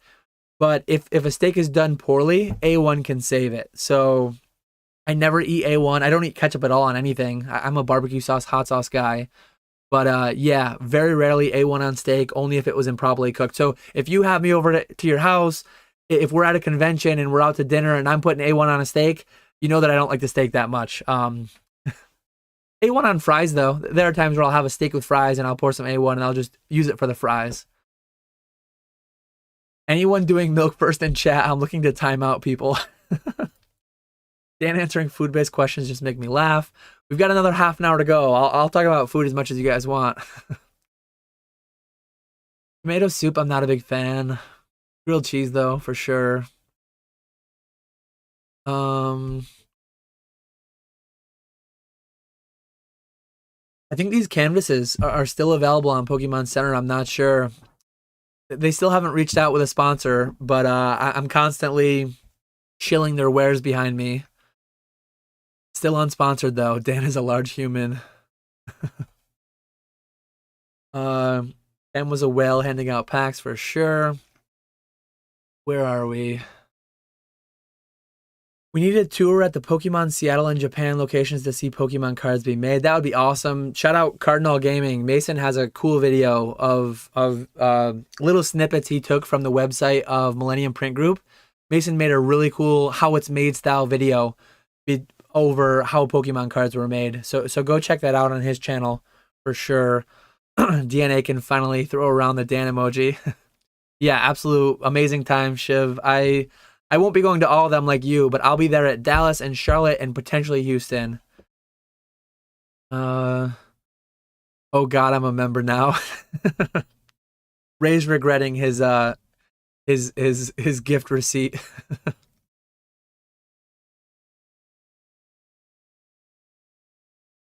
I like how when I tried to copy and repaste that emoji in chat, I just pasted as Dan. I think you need to do colon Dan. It's just like in Discord. You do like a colon and then you type it. Ray, or not Ray. Cam just DM'd me on Discord the reference from his most recent random off the wall story that he was telling.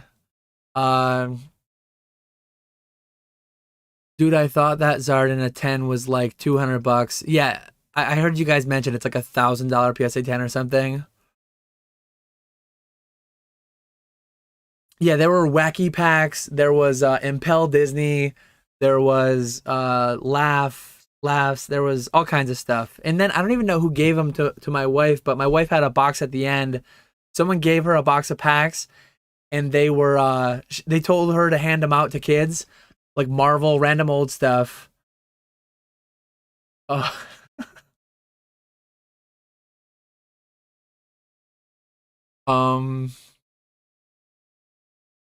Hit that like button, please. Appreciate you. Oh God. Cam just sent me the paywall exclusive. The website pick is hosted. The website this pick is hosted on isn't even live anymore.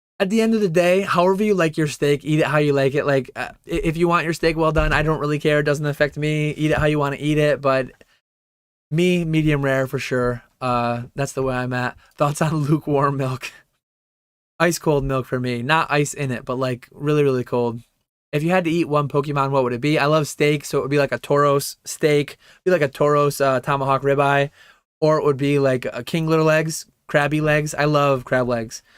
Chicken wings, crab legs, and steak are probably like my top three foods. And rounding out the top 10, it's probably like all meat. You don't start seeing fruits. You don't see veggies ever, pretty much. But you don't see fruits until like 25-ish, maybe. Pineapple, apples are solid, grapes. Love how much we talked about food. I'm gonna have to eat. I'm actually grilling chicken tonight. I'm grilling chicken wings and thighs, so I'll be very hungry and ready for those. I will say this: the nuances of chicken wing consumption is one combo I'm all set on. Yeah, drums or flats. Do you call them drums or flats? What do you call them? Uh, frequent conversation. How do I apply to be on PokeFlip's podcast in the future? You guys need some Yu-Gi-Oh content. We only get through one guest a month because we do it every other episode, which sometimes it feels about right. Sometimes it feels like, man, I'd really like to get through more people. We have quite a few people lined up, but hit us up. Hit us up while we're on PokeFlips. Get your name slotted in at some point. It was Jake Smith and Thrifty. Yeah, I see Jake Smith in there. CAC needs food vendors doing rounds on the show itself. Yeah, if they did rounds, especially in Denver, they sold beer. I don't think they were selling beer at Orlando. I didn't see any. But if they sent people around like popcorn, get your popcorn. If they had that, if they had kind of like at a ballpark or hockey game, any sporting event, that would probably do well. They would sell a lot of product, I think. Nice to see you in here, Alexis. It was very nice meeting you. Uh, yeah, the only food I ate at the conventions, I mean, I was pretty all set given how much beer and food I had the night prior.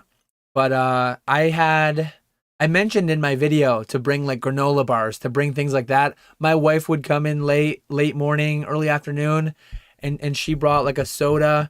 She brought some like granola bars. She brought chips and stuff we had at the hotel room for late night snacks before bed.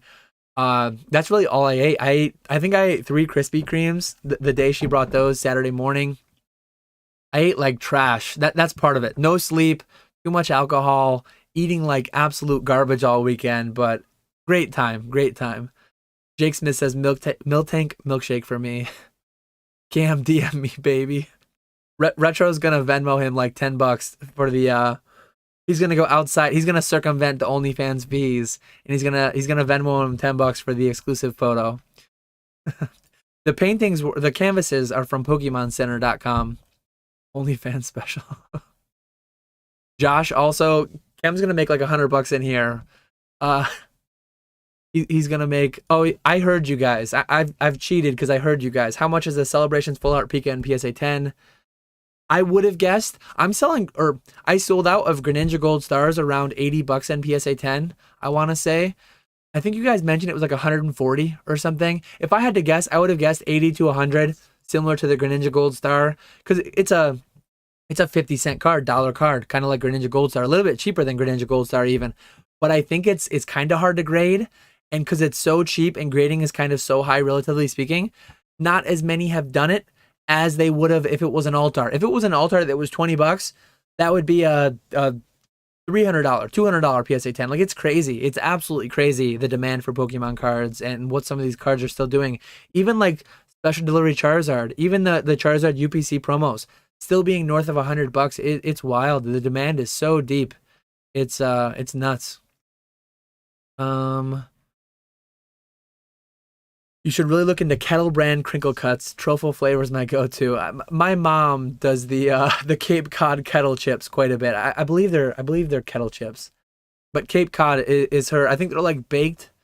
Maybe I'm mixing up two things, but my parents always have the Cape Cod chips in stock. I'm more of a Utz or Lay's. I think I go usually. Cam actually be looking right, ayo. So Retro must have gotten the DM. Um, no one says how tall Cam is. Yeah, Cam's a pretty big dude.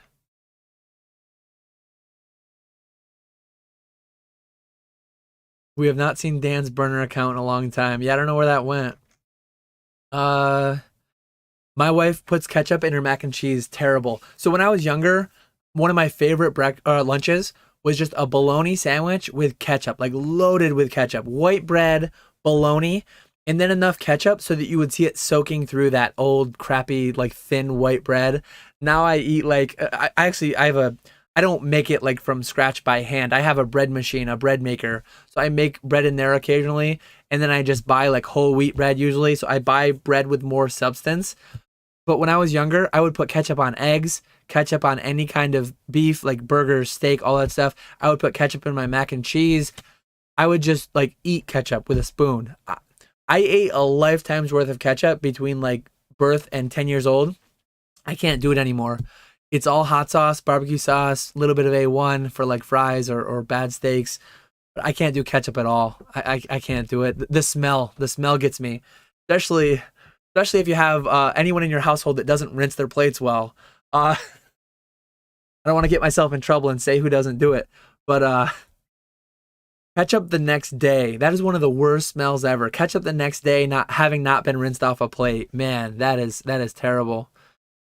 There were like 10, 12 pizzas in there. I don't know who ordered them, what they came for, but there were some good pizzas. If you can see the top of the fridge, you're tall, dog. Yeah, I can see the top of a fridge very well. My family's from Oklahoma. They put ketchup on everything. How's it going, Ashley? Jake Smith blowing some kisses to Ray. You love to see it. I was the cloud of that McDonald's buying out 20 hash browns. Long time listener, first time commenter. Congrats on 3K subs. Nice to see you, Pokemon Steven. Hopefully we can get you over here for a Collecticon at some point. Thrifty's set and price floors on patties confirmed. Miltank filet. Miltank milkshake. I know nothing about Yu-Gi-Oh! Very, very, very little. I know Dark Magician Girl, Dark Magician, Blue Eyes. That's about it. I do like that they have the codes on the cards that you just type into eBay. They're pretty easy to search, kind of like Dragon Ball Super, and a couple other TCGs that just have it all. I would pay an extra 20 to 30 a day if Chipotle pulled up and catered for vendors. That'd be awesome. That would be very clutch. They should have a keg in the middle of every section too. I would pay the up charges for that, whatever it is. They charge like $200 for electrical. They charge like $200 for Wi-Fi, something like that. Show me what the upcharge is for a keg, and let's get going on that, because I'm all about that. Amazing weekend, an absolute blast. I know you guys mentioned that you weren't concrete or you weren't sure on Dallas yet, but I'm gonna try to have a talk with your boss, Cam's boss, and see if he can get you guys down there. Or maybe you guys had some conflict and couldn't make it, but the Krispy Kreme man, Mrs. Dan, saved my life that morning. Oh, the Krispy Kreme Mrs. Dan gave me saved my life that morning. But yeah, I'm kind of bummed. I'm kind of disappointed in myself that I didn't book a section for Dallas. We have one section. Nick booked it. I have one table in there, but we killed it with two sections in Orlando. We filled them up and we needed more. Like, we needed more space. Dallas, we only have one, but all the ones I go to, I'm committing now, like, unless turnout starts tanking, unless people just leave the hobby, which I'm bullish on people not leaving the hobby. At least these people, the 95 people hanging out in here, and the people we had at Orlando and Denver and all these Collecticons. Nick will book a section and I will book a section at minimum. We were talking a bunch this morning in the Collecticon planning Discord. We're looking at 3 sections, maybe 4 for Charlotte. We might try to get a square. We might try to get 4 sections in a row, or not in a row, but like 4 sections in a box. That would be amazing. That would be the dream right there. Because I took 1 table in Orlando. Nick took 3. Nick wants to do a half section by himself. I would do 3 tables. Minimum moving ahead, I have 1 for Dallas. I want to get 2 for everyone moving ahead. So I'll probably just put myself down for 3.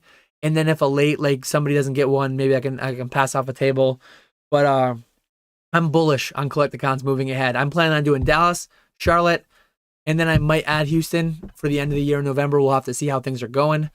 I forget how close it was to like Thanksgiving, but I know a lot of people going to Long Beach, a lot of people going to Denver, people talking about Kansas City. Like we're gonna have our little YouTube bubble that we're in. A lot of these same channels you see in the live chats, and great community. I love seeing you guys. So excited for all the Collecticons this year. PSA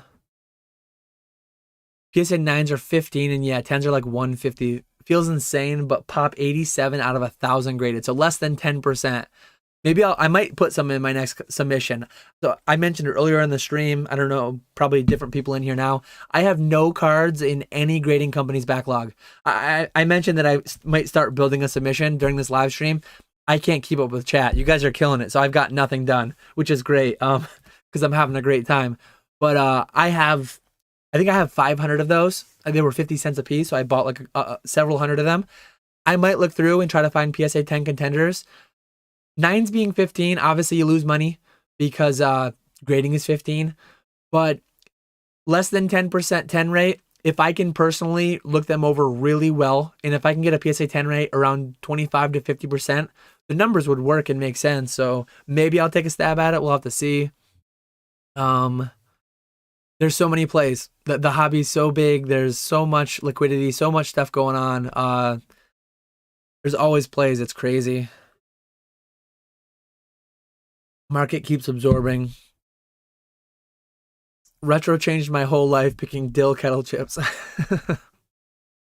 Excited to meet you at Charlotte, Java.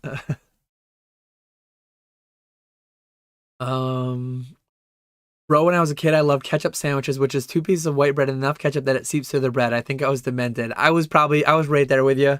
I mean, I would just skip the bread and just ketchup in a bowl and spoon it out. It's rough stuff. Rough stuff. You can stand next to Thrifty, Java. You'll be all right. Do I do the dishes? I actually do most of the dishes. Yeah, we have a dishwasher, so I load and unload the dishwasher. But it is annoying when something's got something caked on that could have easily been rinsed off 12 hours prior. We go through like completely random conversations, but I love it. We go through like a dishwasher and a half. So not every day I'm doing 2 loads of the dishwasher, but every day it's 1, and then every other maybe it's 2. Thoughts on 2022 World Championship decks? So years ago, I was always a guy buying several cases of the World Championship cards. They're more of a thing. I sold a PSA 10. It was the Jolteon Gold Star, not the real one, but the one from the championship deck. I sold that for, well, it was part of my cloud buyout, so I sold it for 70% of my list price, which was 1,000. So I sold a PSA 10 Jolteon Gold Star for a 700 from the World Championship deck. And I'm not saying that that's what ones will be worth in the future, but a lot of them have really cool cards. I don't think Moonbreon is playable at all, so I don't think Moonbreon's going to be in it. But a lot of them you have pretty decent, like some of the GX, some of the tag teams, some of the different chase cards from the eras. And I've always liked the product. I've always bought them. I've always done a good job buying them, breaking them down, selling singles. More and more, I'm going to start grading now. Like I still have backlog bulk from years ago. Rusty used to do it too. It was a niche. It was low liquidity, but high margin. It was always a good product to break down and flip. So I'm doing the same thing now. I didn't get a ton. My allocations were pretty low. I think the play has been kind of spilled. I think people know that it's a thing now. So more people are trying to get allocations of it. Just like all the other conversations we have, the print runs are probably going to be higher on them now. The new ones probably won't do what the old ones did, but who knows? Maybe they will. Honestly, DBS, Weiss, Yu-Gi-Oh, basically anything besides Pokemon is so easy to list and search. Yeah, it's really nice when you have like when you have BT1 dash whatever it is, when you have just a code, because we're deep into Pokemon, so I can show you the Celebi and I can tell you that it's Neo Revelation, and I can look at Magneton. There's no set symbol, but I can tell you it's Base Unlimited, and I know to look for like 1999 to 2000. This one's not 4th print, but if it was, I would know it. Not everyone's gonna have that. I can look at this Rayquaza EX and tell you it's EX Dragon. Not everyone knows that. And some of these other TCGs, it's easier. When you have a 7-digit code, 6-digit code that you just type out and it gives you that exact card on eBay, that is nice. That's really nice. Let's see. I'm back. How much money have we made? A lot of people in here made a lot more than me because some people are on the clock and my employers, I'm on the clock, but my employer's not paying me. I guess unless some eBay sales are going in the background. What Pokemon do I like most? I'm so bad at picking a favorite, but some of my favorites, I love Quaxley, I love Charmander, Pikachu, Charizard, Dragonite, Lugia, Ho-Oh. I'm mainly a Gen 1, Gen 2 guy, but the legendary birds like Zapdos, Articuno, the original starters, there's a lot of them that I like. I'm just really bad at picking a singular favorite. Gengar, Haunter, a lot of the ones you see behind me. For a little while, I was doing like a Poke Flips thing. We'd have a guest on. I've got Lugia for Cam. I've got Zapdos, I think, for the Green Shiz. I've got Ninetales for Nick and Charmander for me. I've got Torterra for Echo Base. I've got Sudowoodo for James, which I don't even know if that's his favorite, but it's his avatar on a couple different sites. So I need to get back into that. I need to start adding like everyone's favorite Pokemon as we have guests on Pokeflips, but I've been bad on that. And not everyone has a one-off favorite either, too. Like a lot of people just enjoy a lot of them. Yeah, Retro says he's so bullish on the hobby right now. If you went into Orlando, you would be super bullish. Like it was just everything was sell as long as you priced it right, and even some things that weren't priced right. I mean, I saw some other vendors and how they had a lot of stuff that was priced right really went, and a lot of stuff that wasn't priced right still went. So cool your birthday was at Orlando. Yeah. Shout out Professor Oak. I love Professor Oak. I'm actually super bummed. Did I get I have back here, I have my playmat that I brought to get signed. I did it on Sunday and Professor Oak wasn't there Sunday. So I didn't get Professor Oak to sign it. There's more people that missed it. I'm trying to remember, Cam. I don't know if you ended up signing it. I think I did see you Sunday. But I got mainly the people in section 70 and 71. But like Oak was only there for a day, so I missed it. Like anytime you go to a convention, there's gonna, as I said earlier, there's gonna be certain people. Man, I wish I talked to them more. I wish I saw them more. Man, I was getting that thing signed and I forgot to get them to sign it. That's always gonna be a thing. But at the next one, like I'll just see everyone at the next one. Um, Nick might as well open a store inside cons going forward. Yeah. Do you think it's worth a trip to Collecticon to vendor only Yu-Gi-Oh, or is the market mainly our TCGs? That would be a question more for the Green Shiz or Pokemon DNA. I think the Green Shiz, check out his video. I think he mentioned he had a little bit of a hard time with Yu-Gi-Oh. If you have a half section full of all Yu-Gi-Oh and you have a little bit of everything, maybe you do better. I don't really know though. Um, Dan salivating at the thought of his kids growing and sending them to get free packs. How isn't Nick a Collecticon sponsored vendor at this point? I think they want you to go to every one, and it is tough. I don't think Nick wants to commit to going to every one, is a big part of it. Bullish on Collecticon, but doesn't do LBC, the biggest cash cow. It's a long ways, and Long Beach actually lands fairly close to my anniversary. So the timing of Long Beach is probably the worst out of all of them, and it's also the furthest too. So it's easier. I mean, I would go and I would have a blast and I would do well, I'm sure. Any of them. Kansas City, like nothing against Kansas City, nothing against Kansas. But I think it stands out as like the least populous city, the least popular area of all the conventions. I am 100% confident if I went to Kansas City Collecticon, I would have a blast and I would move a ton of product. Like all these conventions, Collecticon, the guys running it are killing it. They are putting together such a good show.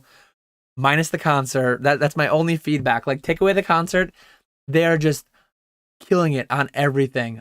So happy with what they do. Where'd I get the painting? I've seen that asked multiple times, but I got the canvases on Pokemon Center. Me and Ernie will be the Ketchum reps, and LB in Denver just send a 60K in product. Easy game. Yeah, maybe I'll just send some product along to people who are going. I'll have to see. Um, what cologne did Nick wear to dinner with Pokey Chloe? Oh man.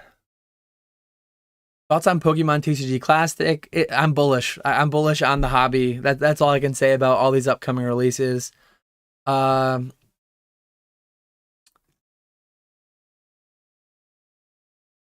Your distributor, I'm seeing pre-sale on eBay for 250 a booster box. I don't know what. Oh, Lorcana. I think Lorcana's brick and mortar, so I don't think I can. Do you have a table to sell at Collecticon? Which one? Dallas is full. We only have one section. It's already sold out and it's full. It has not been announced yet. They've not yet released tables for any other beyond Dallas. So be in the Collecticon planning Discord and be ready. I'm going to drop at everyone pings. There's a spreadsheet up for interest in getting a table. So make sure you're in that. If you don't know where that is, email me, DM me on Instagram, whatever. I'll send you a link to the Discord because that's where we plan everything. That's where we plan hotels and Airbnbs and all the travel to and from. That's where we ping people a lot of times throughout the weekend, where we're going for dinner, who's picking up beer, things like that. I'm going to end very, very soon. We just hit 4:30. I appreciate everyone hanging out today. We have 100 people still watching at the end of this. I very much appreciate everyone here. Very happy to see everyone I did in Orlando. And I hope I see a ton more people at all the Collecticons moving ahead. I'm going to go rapid these last 6 minutes. I'm behind to catch up, and then I'm going to have to go. Getting paid to troll in chat. The ladies freshen up for Nick, not the other way around. I like it. Sam didn't sign the playmat, but he did sign some Impel cards. I'm here. What we doing? We're ending stream. Ernesto's here. Time to end. Show the playmat. I'll end with that. I gotta move Schultz off of it.